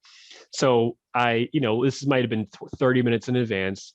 I said, yeah, you go in there. I'll meet you in there. I'll be right in, whatever. And it was just so simple for me because I knew, one, he would not punch me in the face. Not happening. Because if he Right. punched me in the face, he might break my nose. And therefore he would get in trouble. So because there's no he hot wasn't Dylan. like, completely stupid. He knew what he wanted. He wanted to try to get away with it, in other words. Yeah, he wanted to get away with it. He wanted to, like, I need to pay for what I did, so he's gonna hit me. So, but if he punched me in the face, like I said, I can't hide it, so I'd have to rat him out. So I knew he would punch me in the stomach, no question. So I went to my locker, and I don't tell this story a lot because it just doesn't sound true, but it is. There's so many I can sources vouch that for you. remember I that don't was want there to. for I the don't want to fucking kill it. thing. I feel like I was know. there for the I story. feel like It I did know and I happen. love it. I feel like Yeah, I know and I so- love it already. I could predict everything. So I went to my locker. I got my green geography hardcover book that was like 100 pages long, but it was hardcover. And we had polo shirts that we had to tuck into our khakis every day. Yep. So I untucked it, put the book in there, and I walked in there like this. Like, I don't know if you guys can see me, but I walked in like this, and I held the corners. I held the corners of the book with my pinkies like this in my shirt, and I said, "All right, Chris, time to go." And he held me like this, and he wound up, and he went wha-bang right into the book, right into it was like hitting a wall. And I never will forget the look on his face because he was shut. He didn't see that. He just expected to hit a stomach of a 12-year-old boy, and he hit a book, and he fucking made a noise and ran out of there holding his wrists like this. Now he's the And victim. we all just sat in class, and I just went, that was the best day of my life. It I was didn't a total. even hit him. Nothing. It was a total Tim Lambesis move to act like the victim after he tried to punch you in the gut. What is he Fucking gonna do? Tim. What is he gonna do? Tell on me for hitting me in the bathroom? Yeah, exactly. What's he gonna say? Oh, I was trying to I punch punched Dylan Dylan in the defenseless in the gut, but he had the balls to put a book in there first. Punish him. Never He knew forget he that. knew because he would always tattle on you. If he had one chance to tattle, he would have Any done chance. it. Yeah. And rat. unfortunately, this time he knew he had no options. He just fucked up. Hello, my baby. Hello, my honey. So that's a similar story of Houdini's death, and Yeah. and that's what happened. So If only Houdini had the time to stand up, brace himself, and put a geography book in there, we would have had a different story about him, I think. yeah. I don't know if we have time, but have you guys ever had any positive or negative experiences with a magician? Yeah, I wanted to ask you, Alex. I never talked to you about magic before. Have you ever watched a magic show on TV or on YouTube? Yeah, or many in person. Yeah, for sure. Yeah, do you like? Because I love magic. stands Growing out up, to I you? still love it now. I think magic is super. It's cool, right? But I mean, this is where me and Joe have a lot in common because when I sit there and I look at things, especially like things like magic, I'm sitting there like, that's bullshit. This is how he did this. Fucking bullshit, bullshit, bullshit. I love magic and I hate magic. So I remember there used to be so when I lived in Boston for a long time, and there used to be people like on the corner, you know what I mean? Like performing, right? Yeah. Like musicians and magicians. From Boston, do you live? Magicians. What did I say earlier? Musicians. That's Musicians. Musicians. Yeah, and them. So I ran across one of them, and we slept together. And that's the story. Yep. Anyways, folks, it's been a Dylan show. Yeah. Been great, guys. No, but I don't know. I remember being on the street, and this was in Copley Square, and there was a person that was doing magic tricks, card tricks, right? And I was watching them perform, and there was a person that approached them and started calling them out openly in front of the whole crowd, right? And there was a solid like 10, 15 people there, and there was a I don't know, like a fucking Mythbuster, for Christ's sake, just jumping there. I was like, yo, this is how you do this. This is how you do that.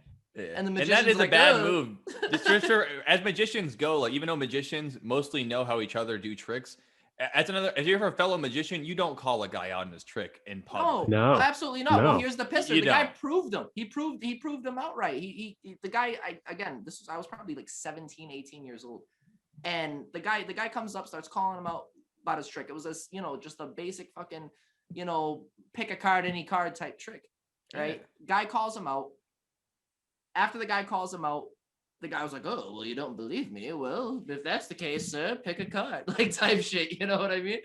And the guy picked a card, and he mind boggled, completely fucking blown away. This debunker, this mythbuster, this fucking Jamie Oliver piece of shit, fucking came over here and was like, "Oh, you're wrong. You don't do magic. You don't know what magic is." And the guy's like, "The fuck I don't. Pick a card." Picked this card, completely boggled his mind, and I'm sitting there like, "Wow, good for him." Right? Because I'm sitting in my brain very quietly, like everything you're doing is bullshit. But this guy had the balls to go up to this man and be like, "You're wrong. Magic is bullshit. Everyone watching you is stupid. This is why," right? And then the magician proved that guy wrong. So I'm like, holy fucking shit, magic's real. I don't know. I felt like felt like I was in a Disney movie. I don't know, dude. That is awesome. I like that. And also, I like that a lot. The strength of that guy to be like, because if that was me, I'd be like, I'm caught. Like, get away from me. And I would start panicking. No, he did not panic. He pulled out a better trick to try to fuck this guy. Well, that was just it. Can you imagine how many hecklers this guy has had to deal with, right? In order to be as pronounced as he was, to completely fucking Heisman this guy's entire fucking argument. Yeah. Like that's cool to me, right? That is cool. So, well, it is similar to stand up in that way where like for being a musician or a magician or a musician, you have to practice your art at home all the time alone to be able to practice it. But when you're in public, if you're a magician or a stand-up comedian, you have to be rolling with the punches all the time. Yep. If you're in the middle of playing a song and someone interrupts you, it's always their fault and you need to finish your song. If they interrupt your magic trick and they go, "That's bullshit. I can see the man behind the curtain." You have to be willing to not only roll with the punches, but act on the fly. Same thing if you're heckled as a comedian, you have to be able to roll with it there. And your art only works with crowd reaction. Yep. You can record a beautiful piece of music. If no one hears it, it's still beautiful music. Absolutely. If you perform a magic trick to no one or you tell a joke to no one, it's nothing. I agree with you. You have to have the audience there, and that's part of it. And that's the same thing. It's like that kind of that tiered system of like being a badass or being like a card showman. You know what I mean? Like this guy was a fucking badass, and who knows if he's ever going to go on TV or whatever. Don't know the guy's name. Whoever the fuck he is, respect to him. But like, it's just insane to have that much like gumption to sit there and be like, "Oh yeah, you're going to talk shit to me in any situation. And now I'm going to prove you wrong. Now you're wrong. Now you're the asshole, and you were trying to make me out to be the asshole." Those moments in life are so fucking great. The book. You can't pay the for it. whole Just has book with fucking Chris, dude. Yep. You know, it's the same situation. Yeah, that's fucking sweet to me, man. I don't know, but yeah, that's my only run-in, at least up in the forefront of my brain with a fucking magician that I actually give a fuck about. Well, you lucked out. If you have a bad run-in with a magician, you end up with your pants gone and your wallet's gone. That's a great run. I mean, jokes aside, a lot of magicians who are the best in the world at sleight of hand are adept at being pickpockets. I mean, they can take your watch off your hand, they can take your wallet out of your pocket. So that's the whole thing that I was talking about earlier, which is using those powers, for another word, for good rather than for evil. I can make you believe I'm talking to your dead grandmother. I can steal your wallet. You don't even know I'm there. But instead of using that to steal your money, I'm going to use it as a show. Like, isn't this fun? Like, isn't this interesting? And then you openly say, "Here's your watch back, and it's all been a good show. And please, tip me if you think it was fun." Like that's I think that's the way to handle it. And that's why I respect the fuck out of those people, because they practice so hard at their craft, and they could easily use it to deceive people and steal and spread, just bad shit through the universe. And instead they use it to entertain people and make things interesting and fun and show kids that the world can be exciting and weird and show adults that they're dumb. It's all great. That's why it's even worse when they use that power for evil and they just rob people and steal shit. And I think that's why magicians get so upset about it.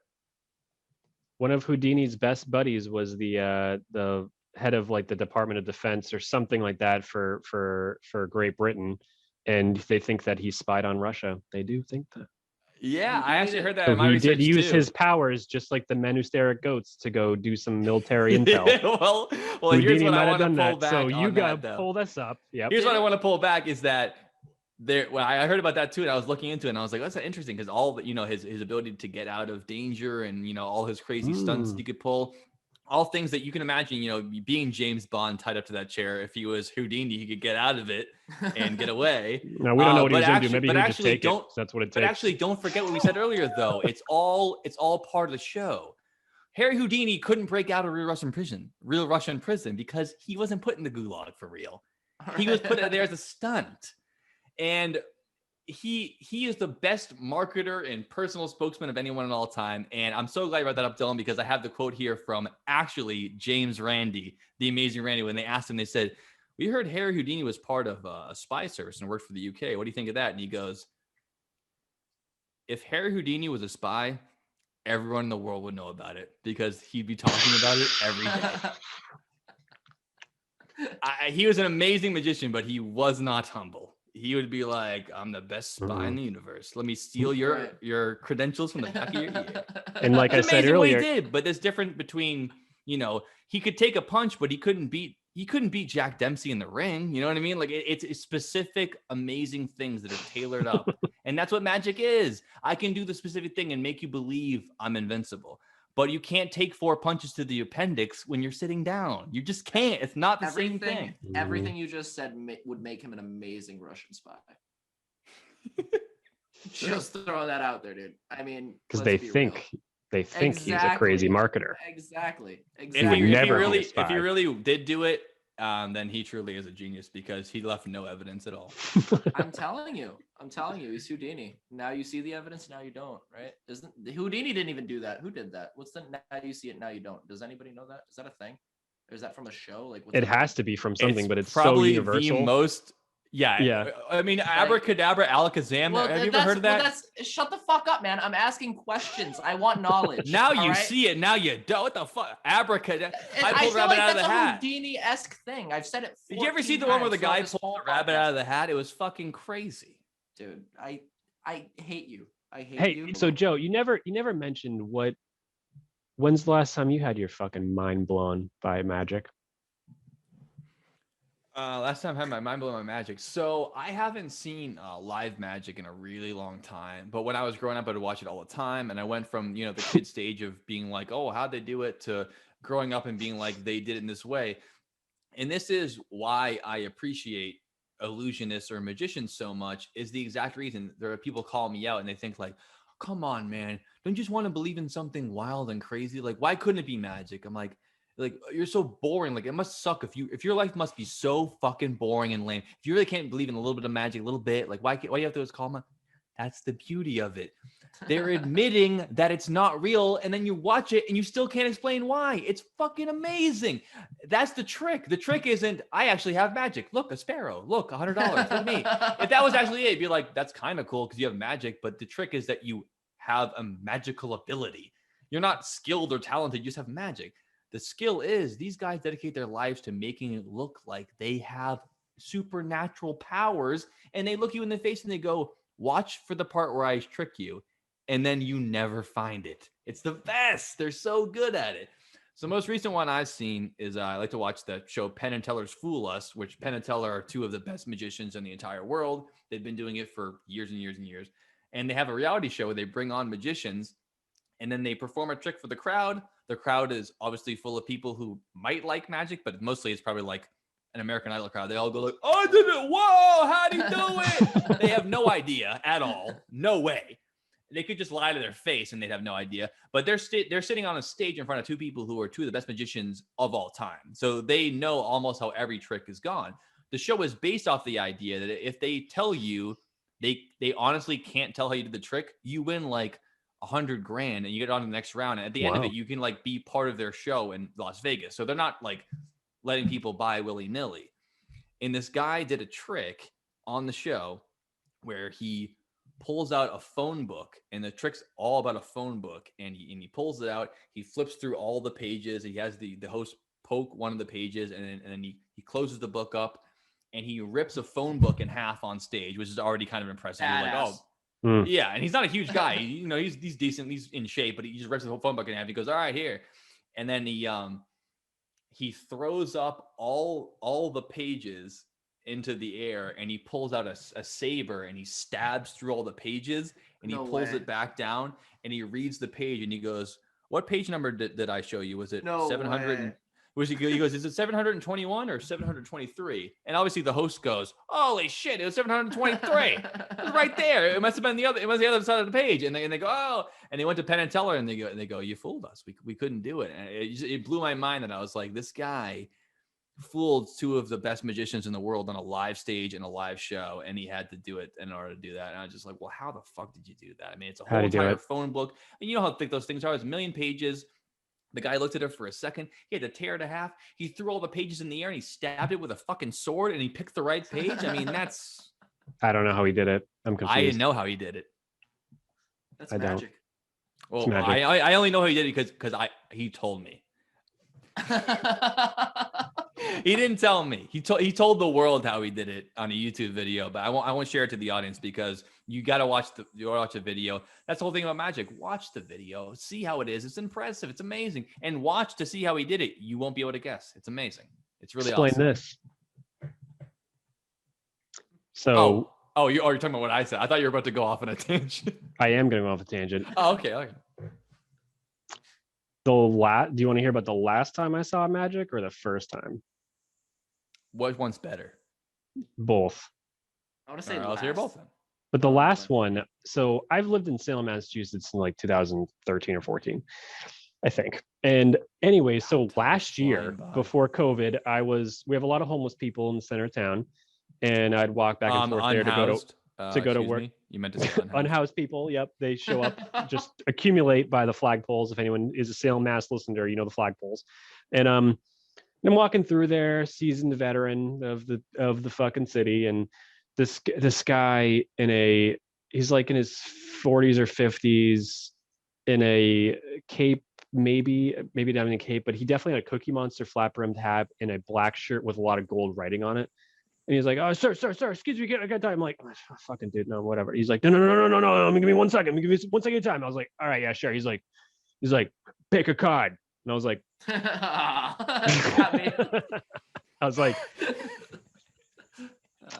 That one. "Okay, 6 of hearts." All right. He's like, don't tell me, whatever. I was like, he's like, "Put it back in." I was like, You're like, I just did. I was like, Pick another one. "Okay, all right, I'll put it back in there for you," whatever it was. And he does this thing and he goes, "Is this your card?" And I was like, "Yes." He's like, "Welcome to Salem, brother." And that was, can you, You're Can a you local. You've lived there for years. He's like, "Welcome to Salem." You're like, "Yeah, dude." yeah, can you I explain know, that one to me, dude. Joe? Do you have the fucking answer? I don't. I'm not Yeah. a magician. I'm not I don't either. know. I don't have the answer. I know he did that. He fucking Amazing. picked the card. He shuffled the deck a million times. He fucking did his thing. Don't have the Mhm. answer to that one. My first, which is fucking hilarious, because yes, Alex or Skip, you fucking pointed out perfectly. I've lived there longer than fucking probably yes. I was like, "Welcome to Salem, brother." Yeah, dude. Thank you. Yeah. Appreciate Thanks him a to lot. I'm gonna go walk back home now to to the my house I've been apartment living now. in. And I appreciate it. If that's his hustle though. He's like, "I'm gonna do magic. 'Cause I'm in Salem." I'm like, that's a good thing you walked from Danvers. He's forcing magic. Right. He's Yeah, like, forcing if you're gonna do that magic same on trick in Salem, it's got a lot Honest to more going God. for you. And then Yeah, he reps he's- the squad afterwards. He's like, "Welcome to Salem." Like, Yeah. yeah. All right. Thanks. And he's repping the Cookie Monster Yeah, flat he brim pulls hat. like the whole, he turns the Cookie Monster hat around like Ash Ketchum, and he's just like, "Welcome to Salem." Welcome to Salem, brother. Is this your card? It was good. I was like, it just was good enough to be like, that was pretty fucking funny, right? Like, just because it's you and you're not trying to be funny, it's funny, you know. I love First that, dude, one- developing a cool talent instead of being like, "Yo, man, give me fucking blood, man." Like I don't, knocking people for asking for money, but like if some guy's like, "Hey man, fuck you, give me $1," you know what? You don't have a fucking dollar, or the guy's like, "Welcome to Salem," I'm be like, "Dude, nice." That's Here's Yeah. money awesome. for a scratch. Take ticket. some money. Thanks a Yeah, I mean, lot. you Yeah. deserve it. You worked for that shit. I really did. Yeah, Fucking that was God. good. I did appreciate that guy. I still see him all the time. He just doesn't remember me.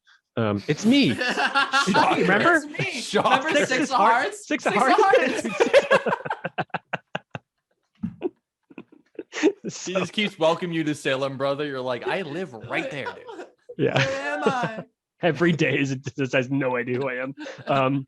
So he has short-term memory loss, but he never forgets the best card trick of all best time. card trick of all time. He keeps blowing minds, but the one mind he can't unblow is his own. You're such an asshole. Well, if you guys come visit, we'll find him, man, because he's always there. I want to meet him. Oh, I want to meet him too. He's always there. He's always up to trouble, man. He's always by the dumpster smoking something. Hell yeah. But We he's gotta always bring around. out a classic unsealed, I mean, it's still sealed deck of cards and be like, sealed deck. Dude, if we could get him on the pod, that'd be a whole nother level of That's a unpredictable. whole I mean, I'm just nother telling you animal. right now. I'll go find him. I'm down. You've spent enough time by the polls. You will Let's know do it. his. Oh, I can Alex tell you- has spent plenty of time I by can the just tell you. polls. Dude, believe me, all man. kinds. I will go find this poll, man. I've found every Find other the one poll, in man. Massachusetts. I totally will. You got. I can draw him like an FBI artist. That's the best I can do for you. Police sketch Could you artist. Yeah. I walk around Salem. Hey, have you seen this guy? likes to pull the 6 of hearts. Yeah, he's holding loves the card cards. in the Yeah, sketch. yeah, in the sketch, exactly. He's got the glove with the cut off fingers. Yes. Stop. I want to go home. Hello, my baby. Hello, my honey. All right, let's wrap this thing up, boys. Final Let's thoughts wrap on it up. Houdini? Final thoughts on Houdini is that my last fucking story that you didn't fucking ask about was when I Oh, was I'm sorry, like I'm sorry. 5, and I'm gonna make it short. Is same thing. I had 2 tricks I got to do at a birthday party for my cousin Dominic. They hired a magician, and I went there thinking that I'm gonna get a free Power Wheels out of this. He's gonna make a Power Wheels for me. You know, the things you ride in when you're 5 that are Yes. have battery powered, car. Sure. Pow Power Wheels. For weeks, I knew a magician was coming, and I was like, I'm gonna get a Power Wheels.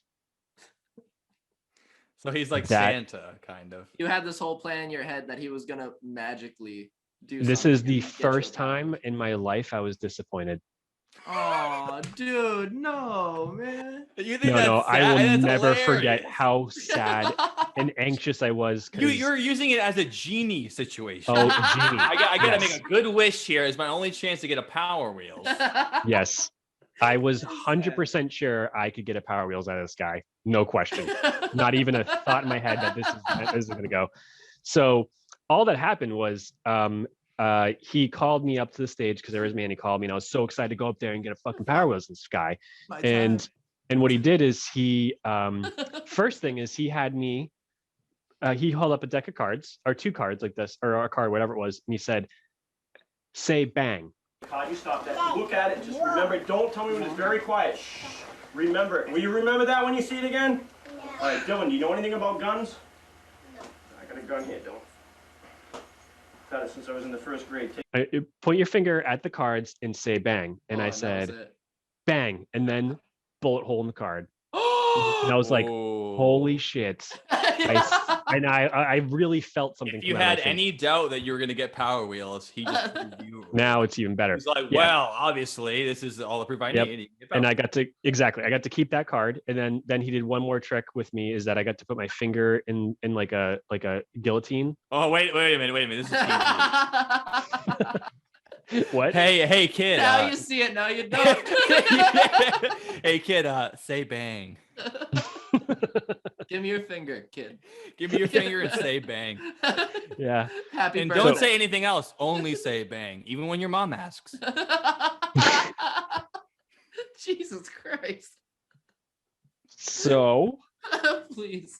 what ended up happening is I put my finger in that thing, and then I pussed out like a pussy, and I quit before he dropped the I'm gonna guillotine. piss my pants. Hold on.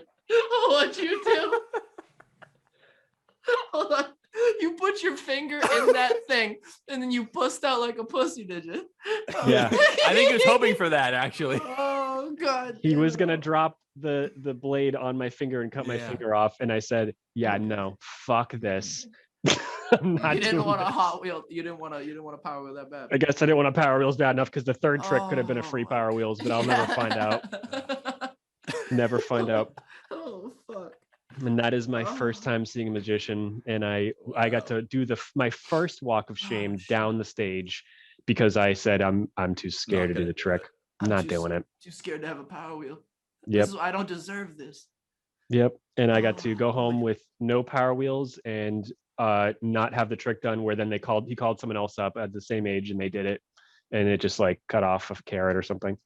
Yeah, that was my my 2 magician experiences. Calls up the other kid. I'm gonna make a Power Wheel appear. Yeah. God. Dude, you're not. imagine if that happened. As soon as the kid goes up in the finger, he goes, "My finger's fine." And he goes, "Here's your Power Wheel." Yeah, like Down there, fuck. should have tried harder. You were like, "No." Shucks. Son of a bitch. Yep.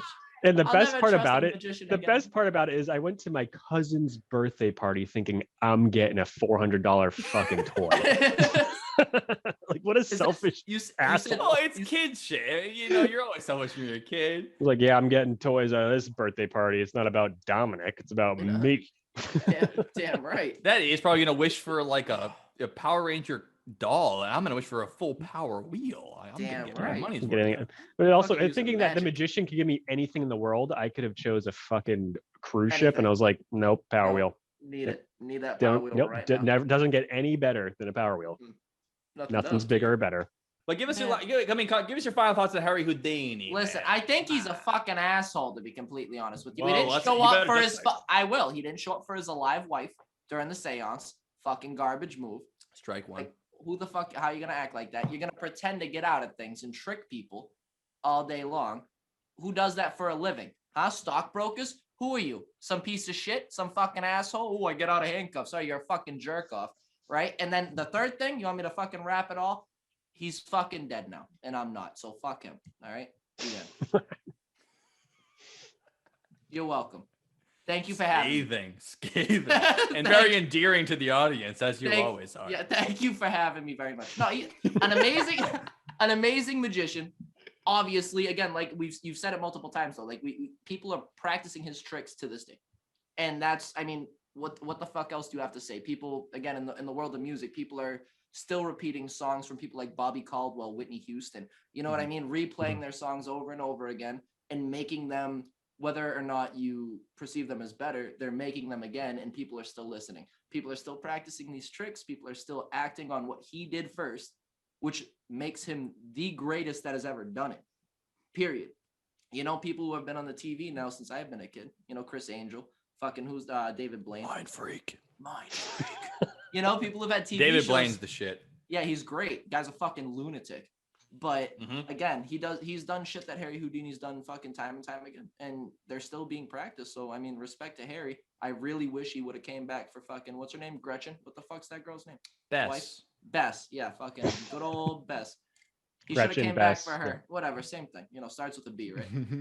Yeah. So yeah. No, I don't know, man. He was awesome. I know nothing coming into this podcast about Harry Houdini, and now I've learned something. So thank you. Thank you very much. I appreciate you guys. For sure. I mean, that's, I mean, we usually know nothing going in either. It's just a topic we're interested in. And then we learned about it. I mean, we're talking right now, like we know about Harry Houdini. I didn't know much about him a couple days ago to the point that I know now.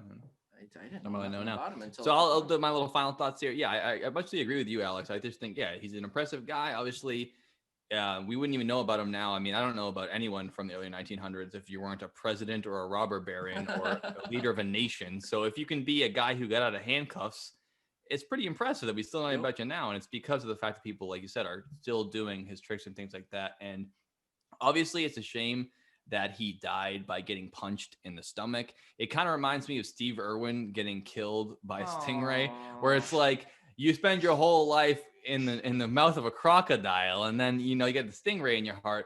But ultimately, it is like the kind of forgive me, I'm not trying to be funny. You live by the sword, you die by the sword kind of thing, where it's like he was digging himself out of a grave, being dropped upside down into a tank of water with handcuffs on. I mean, he could have died any number of ways.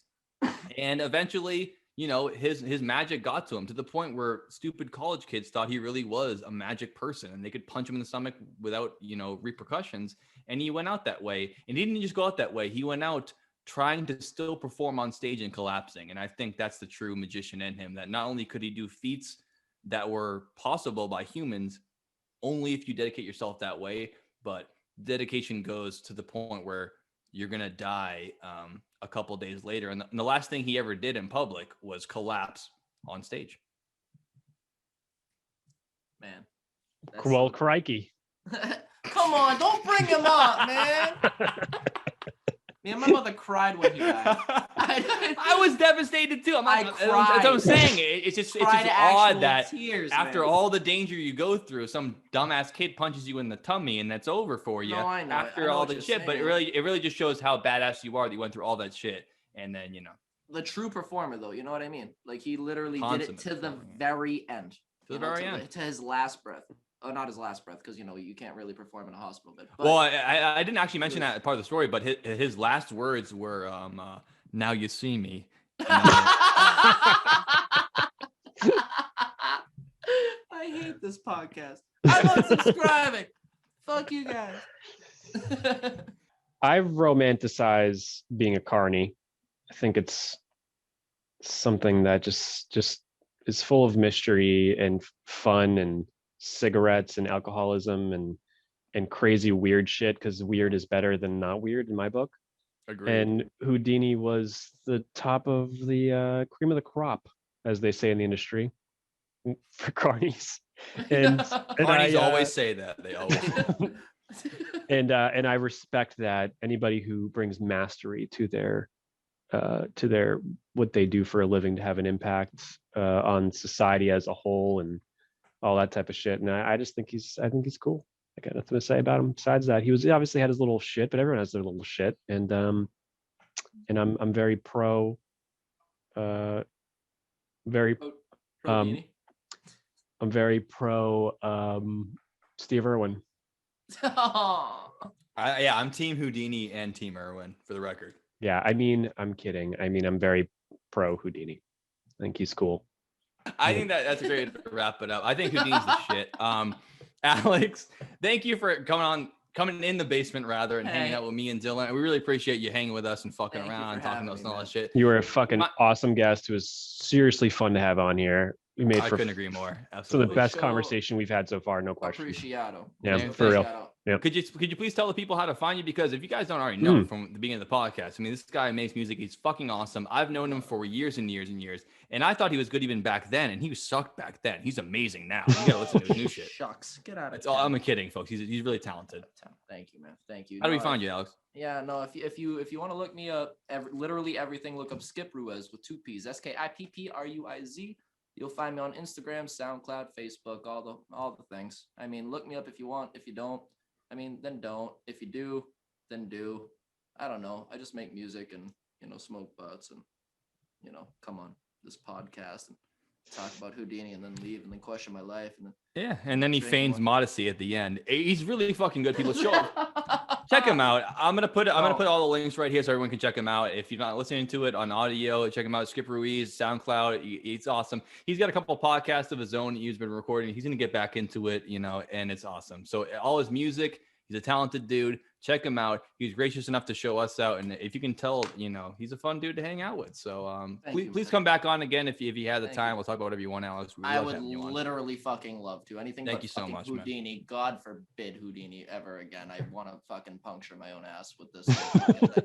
God damn. Like a milk can. Just like a milk can, dude. You ever butt chug an entire milk can full of fucking Keystone Light? Have you ever? I'd rather get buried in a whale, like Noah. No, seriously though. Thank you both very much for having me, man. I had a blast. I do appreciate it. Thank you very much, man. Thanks for being on. No, of course. Thanks for being on, and we'll see you soon. Yeah, Thanks, I hope Skip. so, guys. Thanks, guys. Later. Yeah. I'm gonna end recording. Oh, he left you us. Could say bye to the folks, would you? He left. You do it. Oh. Sure. That's the Dylan and Joe Basement Podcast. Thanks for joining us today with our buddy Skip.